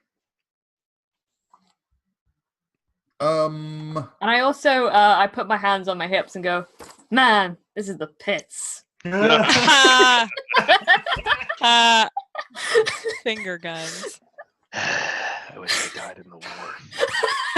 Actually, you now hear echoing around, that was terrible. You could do better than that. I believe in you. I kind of like, oh, hey, buddy, you're back. And you see no magic items down here other than the ones that your compatriots and yourself are carrying. All of those you can tell. And I want to check one other thing that I don't believe will. Yeah, no, you see no other magic here. I think we need to get those fiery ball things down here, and something will happen. Right. I give it another shot. I go try to get one of the balls. Yeah, so give me a dexterity check to grab a ball. Come on. No, 10. You feel like you're not even getting close. These things are moving so much more quickly than you're able to. I lean over the pit and I say in a very, very matter-of-fact voice, I am not fast. I don't think this will work. I don't know. No, it only targets creatures. Never mind. I was going to try slowing them. Listen, this is not in my wheelhouse. I'm old. I don't control fire. I'm just going to cast Chill Touch on one of the flames and then cast Firebolt, see if anything happens. I'm just going to. Are you climbing back up out of the? Yeah. Okay, yeah, you climb back up out of the pit, and you cast what? I'm going to try Chill Touch on one of the flames first. Oh my god. I don't know. I have no ability to control magical fire, so. Yeah, no, it's the embers are far too fast. Yeah, and then I'll try Firebolt. And the firebolt passes right through its space and nothing happens. Oh, hey, is the brazier like bolted to the ground? Like, is it like all one piece, or can I actually try to pick it up? No, it is definitely installed to the floor and heavy and large. It is 7 foot in diameter. Oh, okay. Well, so there's a brazier, there's some flames. I'll just try to light the I'll just fire into the brazier. Firebolt. You ignite the brazier there for a moment, and you get the sense, we're doing great. Yeah, you get the sense that maybe you're just not able to grab those things, and there's just more to explore. Okay. And we'll come back to this, I'm sure. Put a I pin wanna- in it. I want to go to that alcove and just take a check at because that Yeah, seems no, roll me a d20. Yeah. Yeah, okay. That would be a 19 on the die. That's all you need. There's Okay. nothing to add to it. Oh boy. Uh-oh. Vampire in the face. Where is that number? Come on. As the fire hits you, there's just that voice that goes, "You're fired." So again, you all hear that. Oh, I'm just marking this on the map. Oh no. You Oh hear no. that sound teleported. Oh, not no. again. Zoinks. A2B, you find yourself over here. Oh. Where is this? What is even this? In the area where you find yourself, let me give you some description. You are in an area with heavy iron vault doors that have all been warped and pulled away from their frames. That's what those doors around you are. Mhm. And you can see somewhere off to your west a very large crevice. Oh no. I'm diving in after him. Yeah, same. Oh, Okay. God. Everybody who dives in, roll me a d20. Oh no. I acted on impulse and I regret it. I got a 2. Okay, so a 2. That was Theola? Yeah. Theola, you get transported to... Oh no, I'm gonna be alone. We are all going to be alone now. And death mark. Theola, can you do me... Oh, no. Hang on, sorry. I gotta get to the right place. There we go. Oh, shit. Theola. Oh no. Yeah. No, yes, definitely yes. If you can give me a dexterity saving throw. Okay. Let's do this. Dexterity saving. Remember how this was getting kind of slow for a little while today? Yeah. Yeah, not now. That's a 9. That's a 9 on your total saving throw. Yeah, I've got a Not the bonus, not on the die. The adding them together is a 9. Yeah, adding them together. My dex save is +1. And you rolled an 8. Okay. Yeah. Well, as you appear, there is this 12-foot tall stone statue of a dwarf with one hand holding a stone hammer. And it brings down that hammer upon you. God. I've seen this movie before. And you take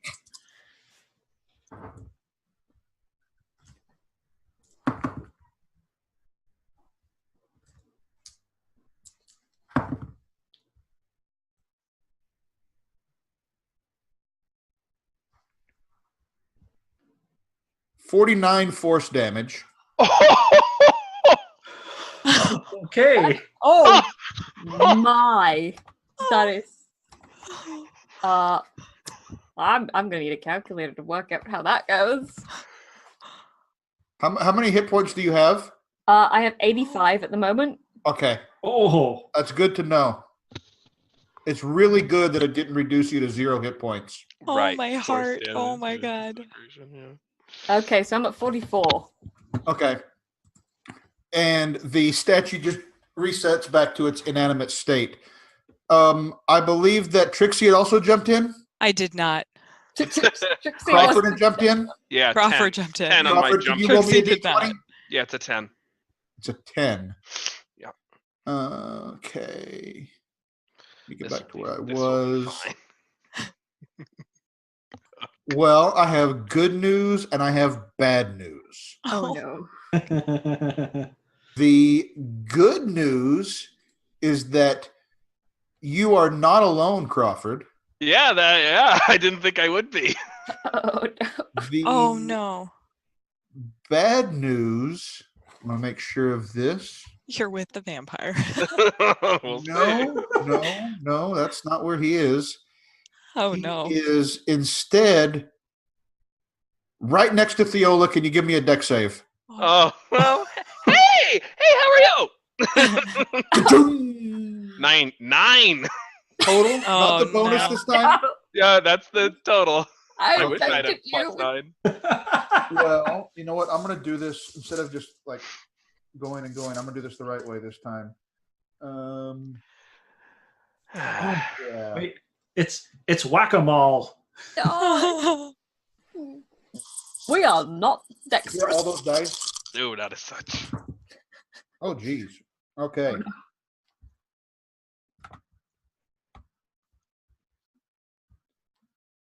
You take 44 points of force damage. All right. What does that bring you to? I'm at 80 minus 44. So Okay. yeah. All right. So that's 36. Yeah. Yeah, and it smacks you and then it resets back. Trixie, you're all alone in this room. Yep. What do you do? I'm gonna first cast Cloak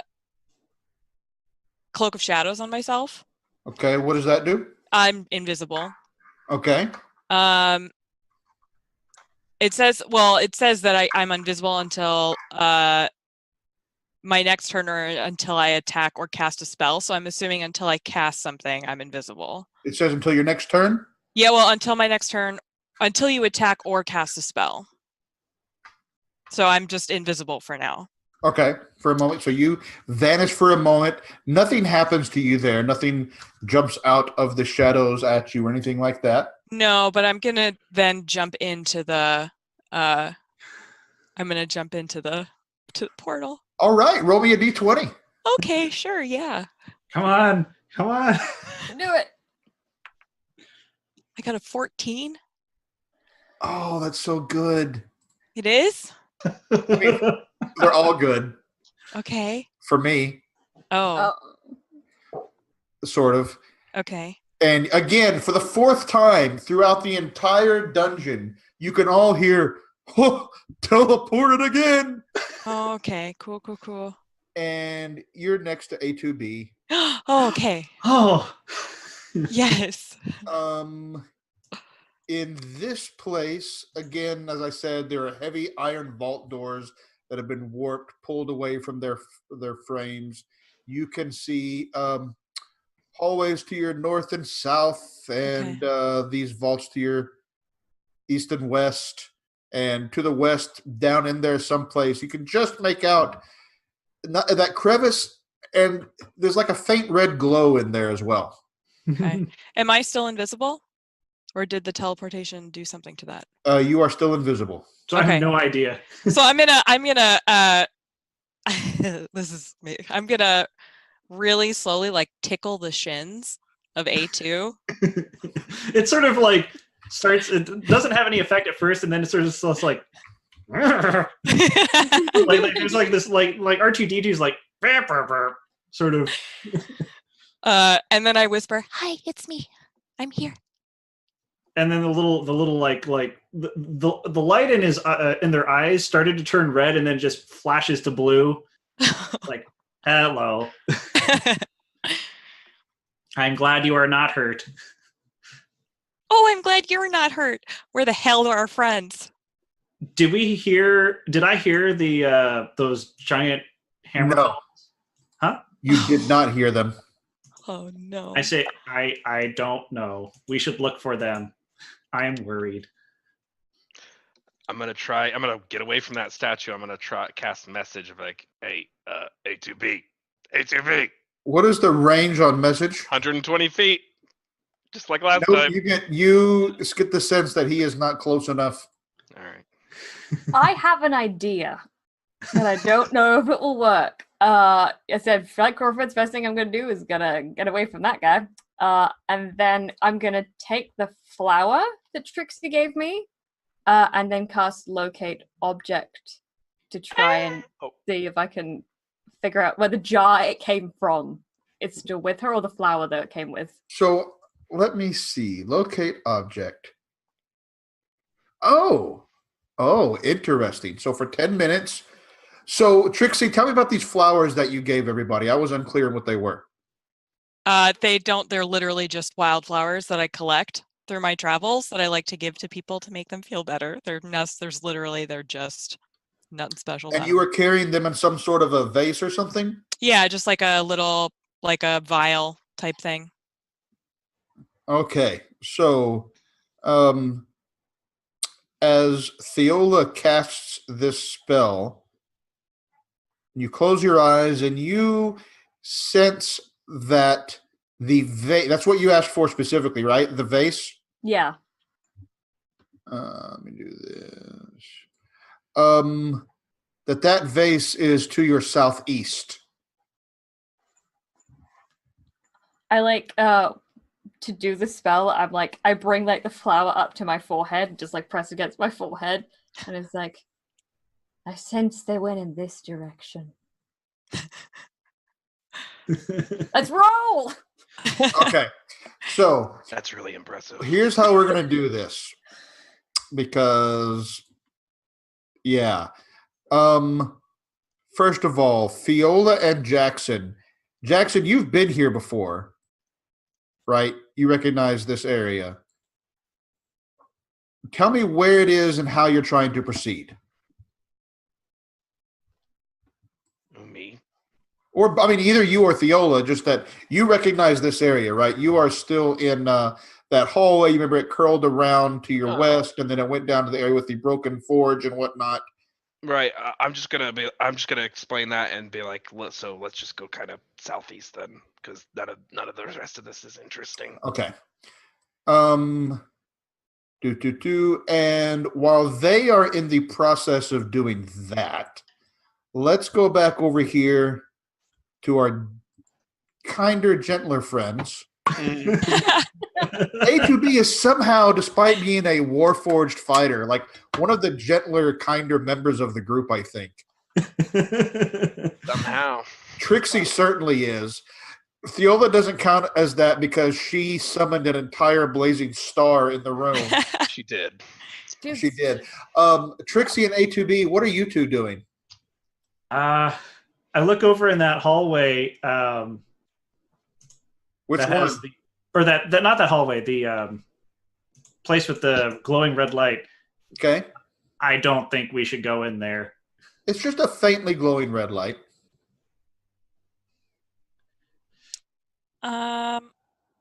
I'm just gonna really carefully peek my head in, just so if I can see what the red light is coming from. Yeah. Two things. So let's see. Trixie, let me do this first of all. And I'm gonna, since A2 can't see anything I'm doing, I'm gonna tell them, I'm just gonna look real quickly. It'll be okay.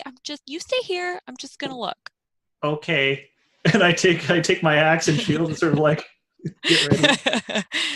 Okay. Trixie, you kind of just poke your head in. There's a few things actually that you see. That is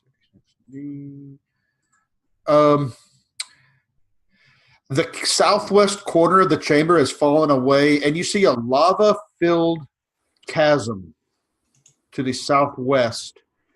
And you can see little lava children, looks like little kids made of lava playing.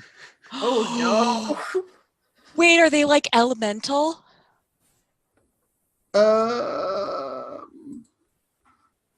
Yeah. Like, do they? I think because I speak primordial because I have a weird obsession with the elements. Can I talk to them? Do you want to talk to them? Oh God, I think I kind of do. Oh no. They're tiny, so like tell me. So what is it that you do that you call out to these? I'm gonna say in primordial. Oh no, how do I want to do this diplomatically? But you see them Trixie kind of is not a swimming in the diplomat. lava. Actually, I'm really just gonna be like, "Hi, we don't mean you any harm, but you look like you're having fun." They stop and they turn to you. And first they answer you in Ignan. Do you speak Ignan? I don't. Okay. And then they answer you in Common.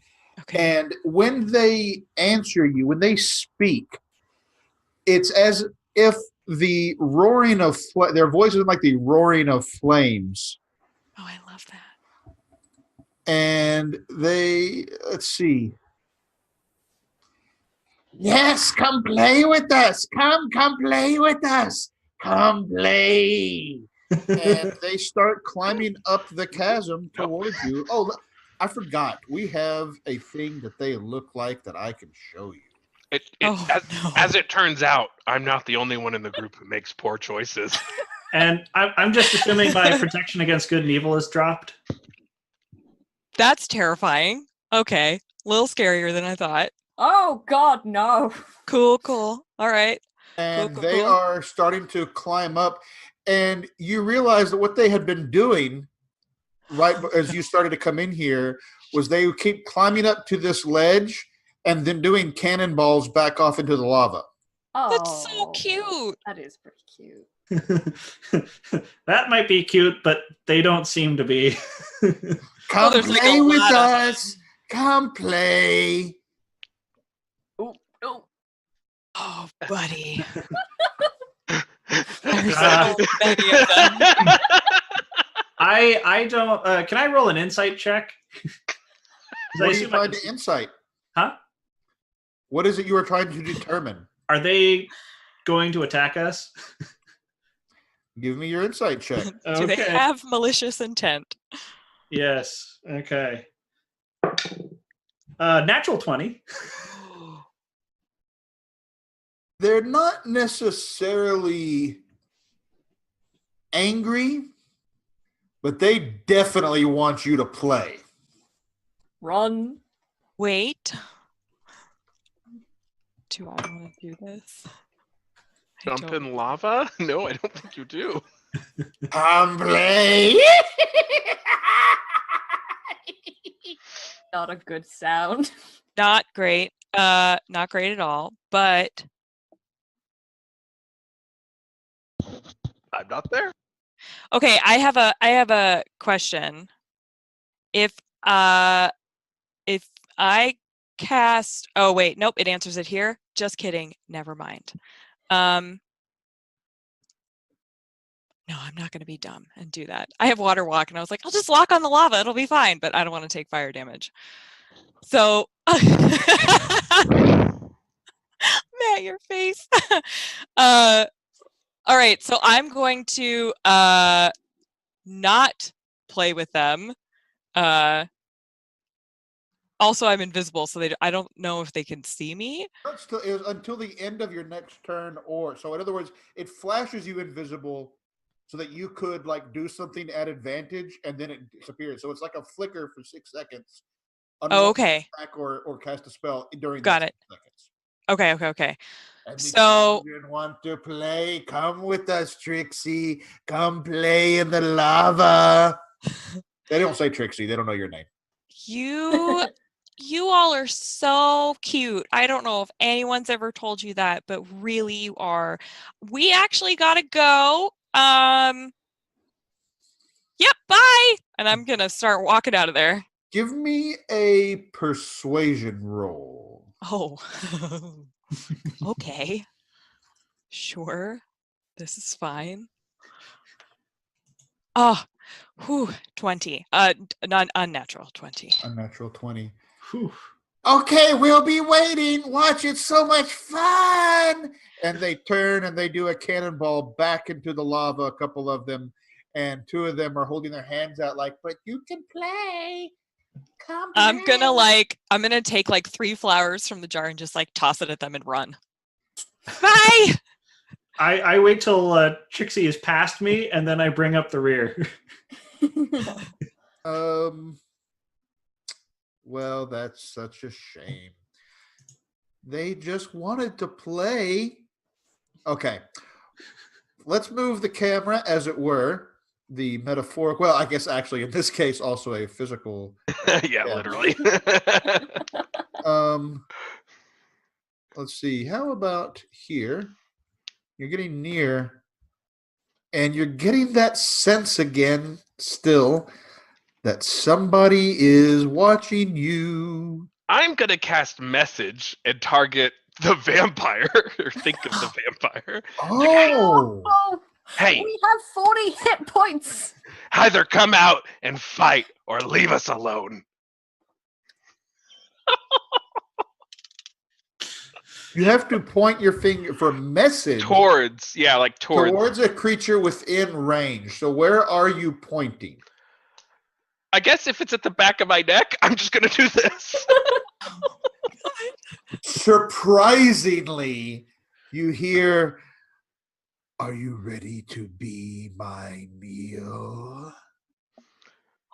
No. Maybe in a little bit. And as you look behind you, Oh shit. you see floating behind you a mist. And I need Crawford and Theola to roll initiative. Oh my! Yep. No. I hope you guys liked your time with Crawford and Theola. Oh no. We'll be Oh. fine. Oh, 18. oh, Yeah. oh! This is so. Oh no. Oh, This is going to be tough on A2B. But this is A2B not doesn't know great. anything about it. Yeah. But oh, It's caught. Damn it, Crawford, you had to taunt him. Well, you know. I mean, I'm going to do this. We're going to do this. Okay. Crawford, what's your initiative roll? 20 total. Very nice. Theola, what is yours? 18. Okay. You are both going to go before Zorak. Crawford, there's a mist there in front of you. What do you do? I take out a little pinch of that alabaster dust and sulfur. I smack my hands together. I cast Wall of Fire in front of us. Wall of Fire. also one of my favorite spells. Very good. So I actually have where is it? Or had. Do I still have? Do I? I thought that I did.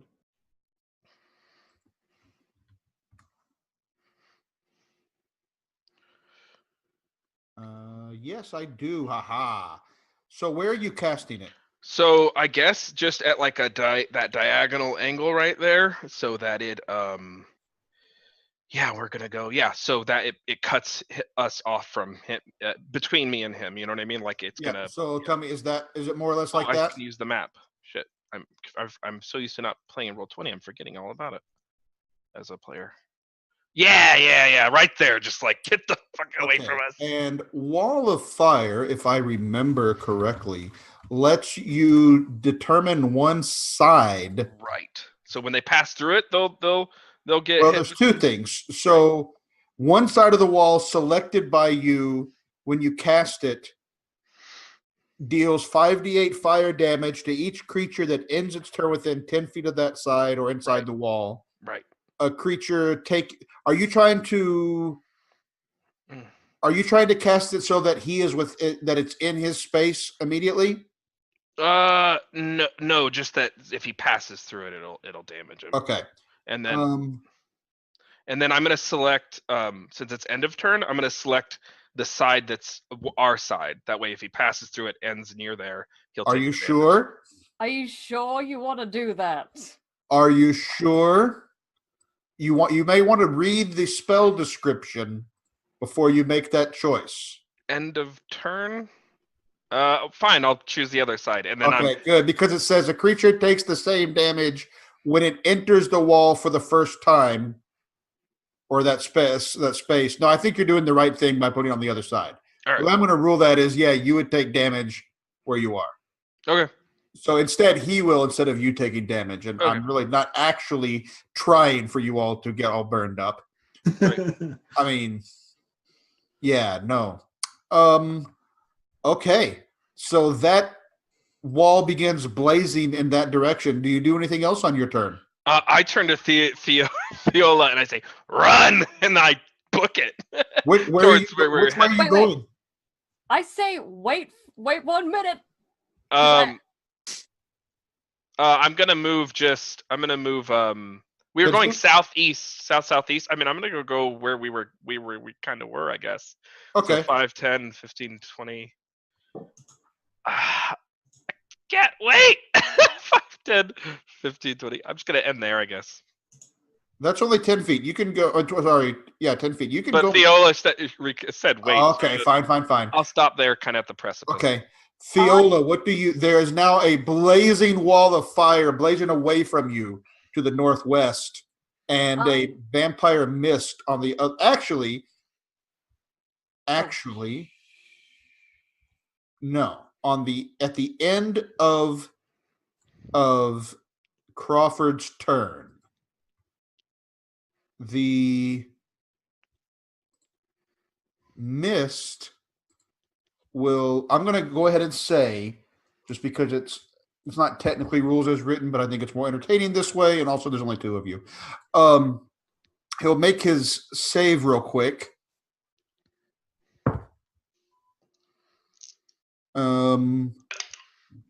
What's your spell save DC? 18.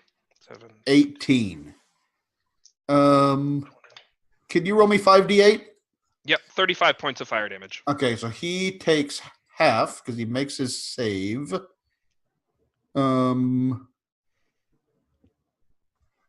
Yeah. And passes through towards you, and now it's Theola's turn. Oh dear. Okay, I'm gonna. Can I get on the broom? And fly past him? Sure. And I want to, as I'm doing this, I want to grab Crawford's hand and yoink him and cast Pass Without a Trace and fly off. Okay, so you're casting Pass Without a Trace as you touch him, right? Yeah, I grab his hand, cast Pass Without a Trace, and then just shoot us off as far as I can go. So he is not a gnome. Damn it. So, but he can fly. Yeah. So on his turn, he'll be able to fly. Oh yeah, the broom carries up to 400 pounds. How big is it? I do not think it's a big broom. Yeah, I don't think he can. Okay, I pat him on the back, cast Without a Trace on us, and then book it. Yeah, I'm just taking a quick look. Yeah, I don't think he can. Especially in a combat situation, not when you have time to kind of get Trixie situated and whatnot. Okay, so you have Pass Without a Trace. That's good. Anything else on? I'm gonna move. Wait, when they said there's a casket in front of us, that's we saw before. I'm gonna fly as far as I can with the stuff that I have. So it's a 5 square foot one, 5, 10. You can move 7 more squares. I'm going to 1, 2, 3, 4, 5, 6, 7. Yeah, I'm gonna fly my ass away. At the nope. Zorak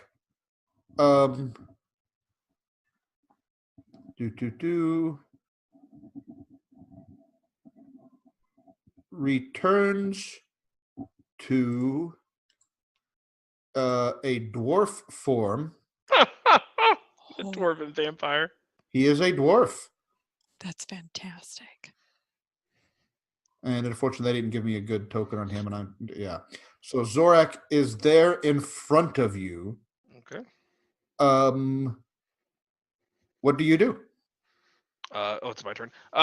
So I'm going to use 2 sorcery points to cast darkness on an object that he is carrying, his armor, claw, whatever it is, necklace. Interestingly, he is carrying a very finely crafted warhammer. All right. You recognize there's probably something special about it, but for now, it's just a warhammer. Right, and I'm gonna make that quicken. So I'm just gonna. So I can see in this magical darkness. I'm hoping he cannot because it's magical darkness. What is the range on your magical darkness? It's as the darkness spell. I believe is a 20-foot sphere.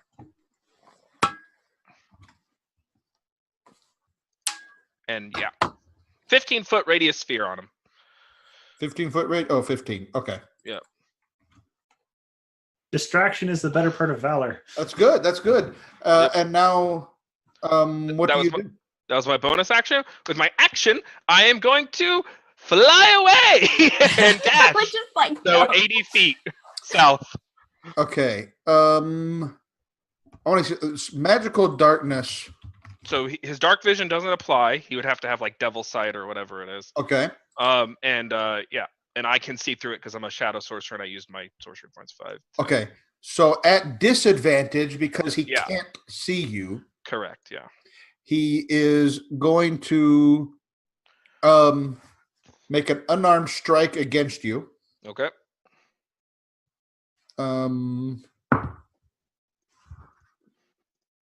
Disadvantage. Disadvantage. 14.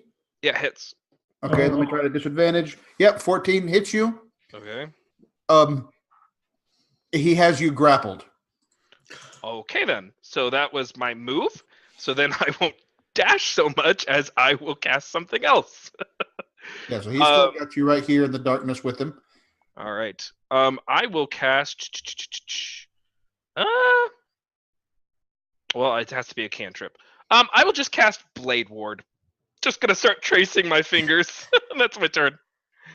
Okay. Yep. At the end of your turn,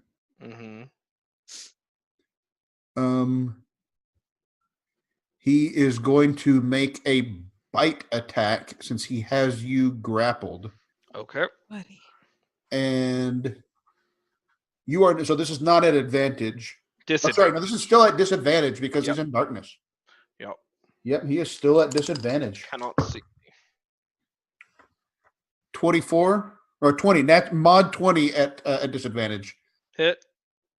And you're going to take, first of all, Oh no. 7 piercing damage.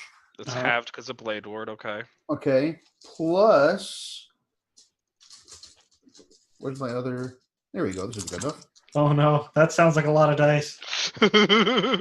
I'm a goner. No, No. it was a poor roll. Plus 5 necrotic damage. Okay.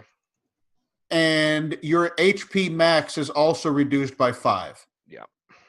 Until you finish a long rest. Right. And it is now Fiola's turn. Okay. Fiola, you see just this bubble of magical darkness to your north. What do you do? I'm just gonna.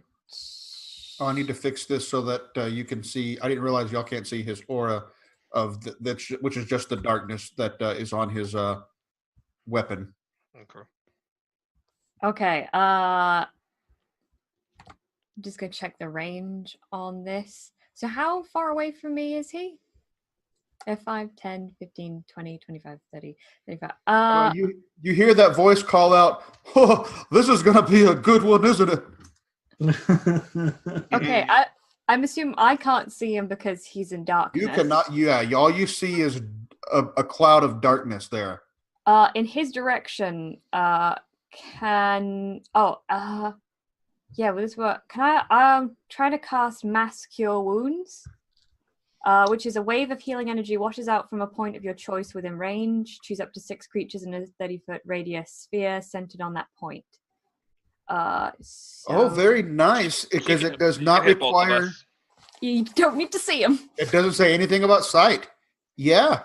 So, yeah, I'm gonna cast 3d8 plus your wisdom modifier. So it's 3 d8. plus wisdom, which is 4. So I'll just roll on here. So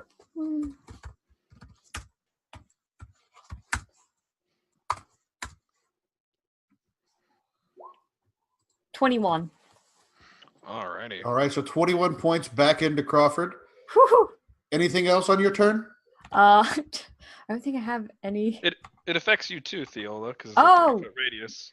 Oh, okay, yay. Okay, so I'm up to 65 hit points. That's 65? good. It's good that you're not totally. I like not being totally dead. And no, because I don't want to get further away from him or leave him. Oh,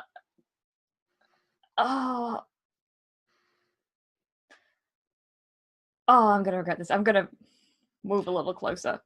Okay. All right. I just want to be in the vicinity to help. Well, that was. I mean, you helped. Yeah. Fortunately for you, he can't see you. Mm-hmm. So at the end of your turn, he's going to just literally punch Crawford. And that is going to be, it's at disadvantage. Yep. It's 13. That'll still hit. Oh, geez. Yeah, I thought, yeah. Okay. I don't know what I recall. There's not really. I was like, oh, he's going to get away from this one. No, my armor class is 12. He's going to do 10 bludgeoning damage. That's half because of Blade Ward.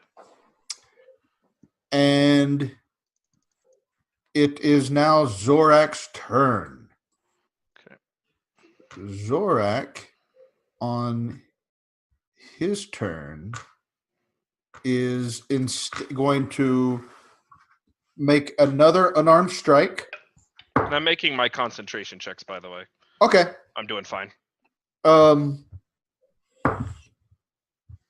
to hit. That it's my armor class. It's however, because it's at darkness, but I just want to let you know it avoided a critical hit that he would have had. Yep. Oh. Good. So he's going to do 9 bludgeoning damage to you. Okay. And then he is going to bite again. Okay. Still at disadvantage. Yep. The thing is that with your AC, it's really hard to miss even so. Correct. 16 to hit. Oh, yeah. So 8 piercing damage. Okay. Plus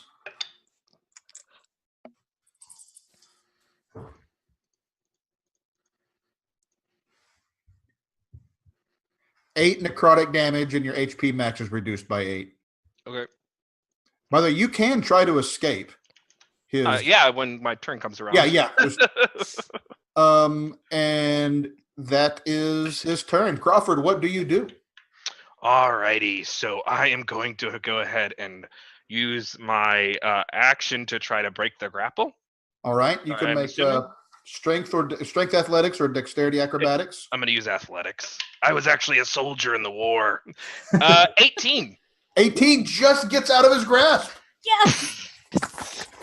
And then I am going to use, good God, I am just going to use, that was my whole action, unfortunately. I am going to just, what else am I going to do? You can make an attack of opportunity. I'm going to walk away from him. Try to at first. Actually, hold on. No, sorry. With my bonus action, I'm going to use the last of my sorcery points actually to cast. No, I'm just going to walk away. 40 feet down, I'm going to try and give him an attack of opportunity. Okay, so yeah, he will make an attack of opportunity against you. He doesn't. Let me check his abilities. He does not have. Yeah, he's just going to try to grab you. Yep. Probably will. He doesn't. He's still at disadvantage. Mm-hmm. for a 19 to hit. Yep. I really can't escape. I'm just gonna say to Theola, just run. I'll just die. It's fine. I don't think there's anything I could do to get away. So, that's. You don't have anything else that can cause him. He's a legendary creature. I'm not.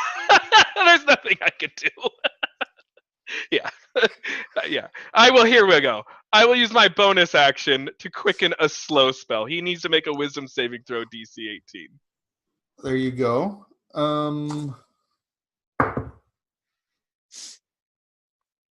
He chooses to succeed. Yeah, and now the darkness drops, and now I'm worse off. So The darkness drops? yeah, it's concentration on concentration. Oh, you were trying to... Okay. Yeah, that's what I didn't want to do. All right, so Theola, you can see now that Zorak literally has Crawford in his grasp. This pale, unnaturally pale dwarf with this dark black cloak and red glowing eyes. And you can see Crawford, the death mark on his forehead, glowing and pulsating. What do you do? Oh no, man. I'm just like, just run. It's not the first time I've died. But do you come back to life, man? I am not equipped to fight a legendary creature. Mm-hmm. And the sad thing is A2B is a monster slayer, but I'm not there. Correct. Y'all willingly jumped into what you knew to be a teleport trap. Mm-hmm. You sure did. I mean, and I want to point out that also that Crawford had willingly gone back to try to deal with this vampire earlier after talking to the Quadrone. Mm-hmm. Okay. This isn't me being mean. I feel terrible, kind of. You're just doing your job. I want you to succeed, but Zorak does not. Zorak feeds on your blood, but your blood is cold and clammy. Good times. I'm trying to find anything in my spells that would help. Oh, the wall of fire disappeared too. Isn't that a concentration spell? Yeah, that's gone. What you got, Theola? Okay, I have this one thing that I can do. Do it? I can cast invisibility, and if I do it at a invisibility, when you cast a spell using a spell slot of 3rd level or higher, you can target one additional creature. So, that's interesting. I'm gonna scoot over to Crawford, and I'm gonna cast invisibility on us both. Okay. Using a 3rd level spell slot? Using a 3rd level spell slot. Okay, or higher, but yeah. So yeah, I'm going to use a 3rd level spell slot to cast invisibility on Crawford and I. And then I can't take you with me on this one. Damn it, Crawford. Oh boy. And then I was going to use, as a bonus action, Misty Step, which is briefly surrounded by silvery mist. You can teleport up to 30. Misty, so because you cast a non-cantrip with your main action, which is invisibility, you can't cast Misty Step on your bonus action. Got it. Then I'm just going to hightail it. If I go past him, does he get an attack of opportunity? If you go past him, he will, but it'll be at disadvantage. Because he can hear you and kind of feel the wind of your passing, but he can't see you. Okay, yeah. I can't get Crawford on the broom with me, so I book it in the other direction again. The other, are you going back here? Okay, all right. At the end of your turn, at disadvantage, Zorak attempts to bite Crawford once more. And he even says, he's doing this, I am compelled to feast upon thy blood. 14? Yep, it's I keep thinking he's because he keeps having these low rolls. yeah. I don't have an armor class like I'm. That's the thing. Yeah. Not even mage armor. So No, 9 piercing damage. I don't take things based on that kind of thing. 9. Don't have Plus Claymore. 9 necrotic damage, and the HP max reduces by 9. Right on. Max 9. Minus 20. Alrighty.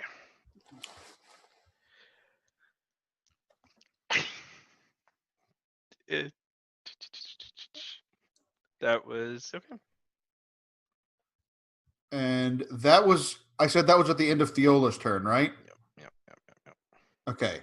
Now on his turn. Oh, he can't see you, Theola. That's a shame.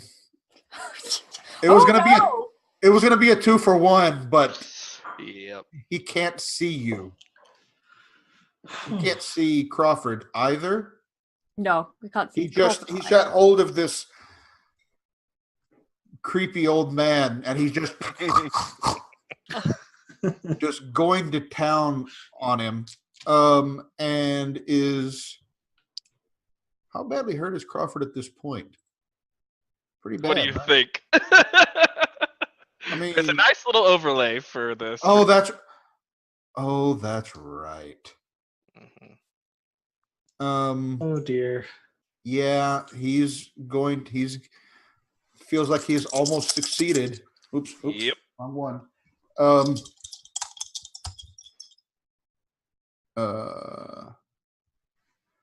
First, he's going to punch you at disadvantage. Okay. I'm just imagining somebody like eating and then punching with their. He's like, tenderizing the meat. he has restrictions on how many attacks he can make of certain types. Otherwise, it'd be. I mean, it's a yeah. So, 15 to hit. Yep. For 11 bludgeoning damage. Alrighty. So I go to 0. Oh my So god. So then what happens is I activate Strength of the Grave. Okay, what does that do? I make a Charisma saving throw of DC 5 plus the damage taken, and I come back to 1 HP. Okay. Yeah, I make it. So you come back with 1 HP? Yep. It's just in Okay. time to get bitten. Yeah, so now he's gonna bite Whoop. at disadvantage. Oh, yeah, at disadvantage. Yeah, it's disadvantage. It's not my invisibility. 14. Yeah, What is your AC, you said? 12, 10 plus dex. Jeez, not even mage armor? I don't pick spells based on numbers. Fair. I pick them based on my character. Fair. I mean, Like I said, just run. I look at Theola, I'm like, it was really nice to meet you. I hope you survive. Thanks for giving me a chance. the bite itself, obviously, you were set at 1 HP. Yeah, Yeah. So it doesn't matter exactly how much damage the piercing damage does, but just as a note, this time your HP max is reduced by 15. Thank you. So negative 37 on the HP. How do I do that? Minus 30. I think I'm doing this right. Yeah. And Crawford, can you make a death saving throw, please? Yeah. Look, Emma's all upset. I'm a mess right now. I want to be clear. It's okay, I guys. feel kind of terrible. I'm honestly fine. I did this almost on purpose. That's 1 failure. Okay. Yeah. All right. However, at the the- end of your turn, Yeah. he makes another bite attack. Yeah. Well, It's the only way it was ever gonna. This end for time me. it's at normal Yeah. because it would be at advantage, but it's at disadvantage because of the invisibility. But now you're not moving anymore, so he can keep. Yeah, that's going to hit, Yeah. and It's a critical, so I go. it's a critical. So you're not that it really matters. What is your HP max right now? Actually, hey, D&D Beyond, 43. Okay. Yeah, no, it's reduced further. Yeah. And basically what happens is unless Theola intervenes, he just continues to feed until your HP max drops to 0. Wait, what? What was that? I said unless Theola intervenes in some way, Yeah. he will just continue to do that every turn until your HP max reduces to 0. Even though The bite does 2 critical. I'm dead. That's 1 yeah, failure. I'm just saying he's going to continue feeding on your dead body is what I'm saying. You run! oh dear. Theola, what do you do?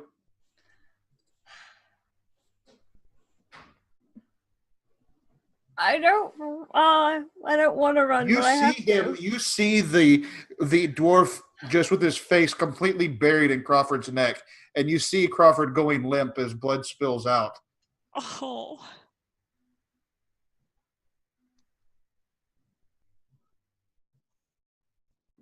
I don't have anything.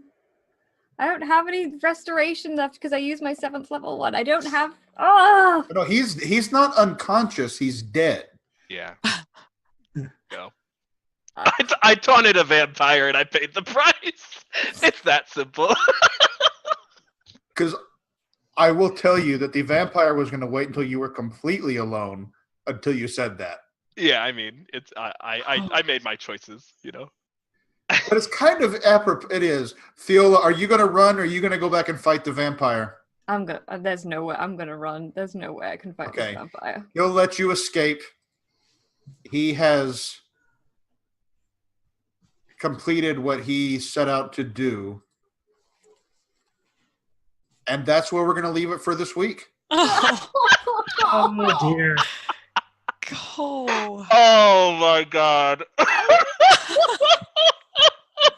The social sorcerer who's not built for fighting. Well, certain types of fighting. I don't know. He was pretty damn effective last week. Yeah. The Mad Mage has claimed another life. Oh man. Oh, I was Mr. just Black Cloak has brought another vampire spawn under his sway. His minion, I'm so. Zorak Light Drinker. Poor Crawford. Poor Crawford. To be clear to those watching, we did talk in advance about the group Yes. having alternative backup characters, which we will certainly introduce. This is not the end for Matthew. It is the end for Crawford. I've got a terrific bard lined up. yes. Yes. Oh, that's going to be great. That's fantastic. No, I'm totally, I know exactly where that will come in. So let us conclude this session of the Dungeon of the Mad Mage by going around. And what I'd like to do is this time we'll have everybody, as usual, give their kind of, who you are. If you want people to find you on the internet, where they can do so, where you would like to be found on the internet, I should say. And what your favorite moment today was. So I'm going to I see that some people are not having such a great time at this moment, so I'm going to start with Matthew. Matthew, where can you be found, and what was your favorite moment? I'm Matthew. You can be found on Twitter at Matthew Foreman. I'm the dungeon master for a show called The Ghost of the Machine. My favorite moment tonight was honestly dying. It's a temporary character. Like, I made my choices. I knew what I was doing. I thought I kind of forgot. I knew that. Honestly, I knew that was coming. Right. I forgot that I didn't have any means of teleportation. I thought I had missed 2 steps, and I thought I would get away. Oh no! But then I realized I didn't take that particular spell. I just want to applaud Chase314 in Twitch chat Oh yeah, for the dreams of when I'm dying are the best I've ever had. that's he plays Justice on the Ghost in the Machine. Oh, well done, well done. But yeah, Kyle, you did great. Thank you for that. That was a lot of fun. I as soon as I saw last week Crawford finding what he knew to be a vampire, I thought this is gonna be a thing. Yeah, This is gonna be something that happens. Yeah.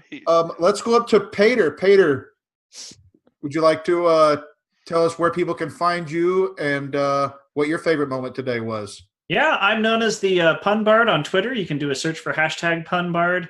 And you can also take a look at my blog, which I'm slowly growing whenever the opportunity presents itself for a searchable D&D pun database. It's called punbard.wordpress.com. And yeah, that's basically how you can find me. Fantastic. What was your favorite moment today? My favorite moment. I think it was probably stepping out of that teleporter. I think I was all alone, but in fact got Trixie to be able to come along. You're in a way better position because you're not alone. That's true. Yeah, I think A2B doesn't really do well when they're alone. Wow. All right.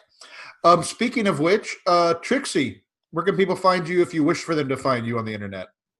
So you can find me on Twitter. It's at MK Hansen. I talk about a lot of D&D stuff on there, so feel free to join in. And I'm Dwarf Cricket everywhere else. And I think my favorite moment today, that's so hard to pick. There were like a lot, actually. I think probably it would also be teleporting and finding out that I am not alone. I was terrified I was going to step through that and be stuck somewhere by myself, and that would have been so terrifying. So I was really glad that I ended up teleporting someplace with A2. Yeah, and not getting hit by the hammer from that thing. Yeah. Yeah. Yeah, that was it. I mean, honestly, you're in a pretty safe place, all things considered. And finally, Theola, where's your socials that you want people to find, and what was your favorite moment? You can find me on Twitter at the Nerdy Niffler. Again, like Emma, I just post D&D related stuff about the campaigns that I run, and sarcastic because I'm British, so sarcasm.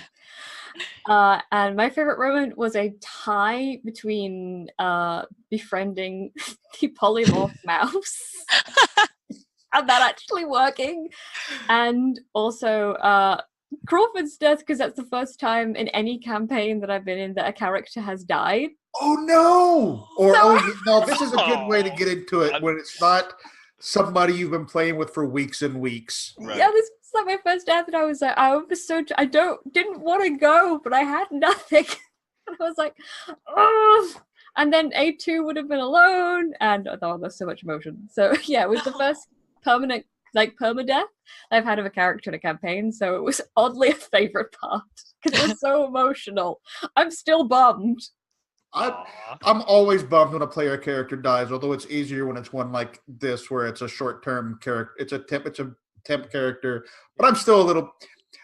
So my favorite moment is either between that, or actually, honestly, truthfully, between that or A2B just diving into that teleport trap that he kind of suspected was there, and then everybody else like, oh well, I guess me too, and I'm like, well, so stopped being so slow-paced and exploration. Now it's you can find me on most social media as TechnoScald, including Twitter, and I write a blog on D&D type stuff at technoscald.me. And I will be here again. We have one more week for this session or this group. I will be here a week from today, same time. We'll wrap up this level one way or another. I mean, who knows what can only the shadow knows. And then big shout out and thank you to Variant Roles for doing this for us. This is the first this is the second week, the first kind of group of these three this week of Dungeon of the Mad Mage kind of mega campaign over the next several months, where we're going to go through all of the different, just about all the different levels. If you are interested in participating, we're welcoming new folks who want to get involved and as a new player or what have you. Watch Variant Roll's Twitter for the links to sign up. More than happy to have new folks. I mean, two of the folks here are new. Certainly Val and Emma are new for us all together. I can't remember if Peter is or not. Yeah. So huge thank you to Dan Gaston for not only has he been coordinating all of these things for this whole deal and setting up Variant Roles. He's running tech for us right now. He's doing the actual tech production. So thank you for that. As noted, these are not the only sessions for this. So Monday at what time? Oh, I see. It's in chat. Here we go. Monday at 9 Eastern. They're going to be starting Duioma Core with Nox Noctua. Some of you know her. She's fantastic. Yes. And you should definitely be watching that. Slither Swamp will be wrapping up Wednesday at 8 p.m. Eastern. I think that's Dan's group that he's running there. He'll correct me if I'm wrong. Sean's. Oh, yeah. Dan finished up his. Sean is running Slither Swamp Wednesdays at 8 o'clock. Tonight, in about 4 hours, there'll be an Invisible Sun game, and then Arcane Labs next Saturday. It's all in here. You can watch it. Be sure to follow Variant Roles on Twitter, and you'll get all the scheduling and whatnot. And sign up and hang out with us. It's a friendly, warm, inclusive community that tries to be safe for everybody. So we are happy to have you. Thanks to my players today. This was so much fun. Matt, thank you for letting us take this in a slightly different direction. And we'll catch up with everybody next week. Bye. Bye. Bye.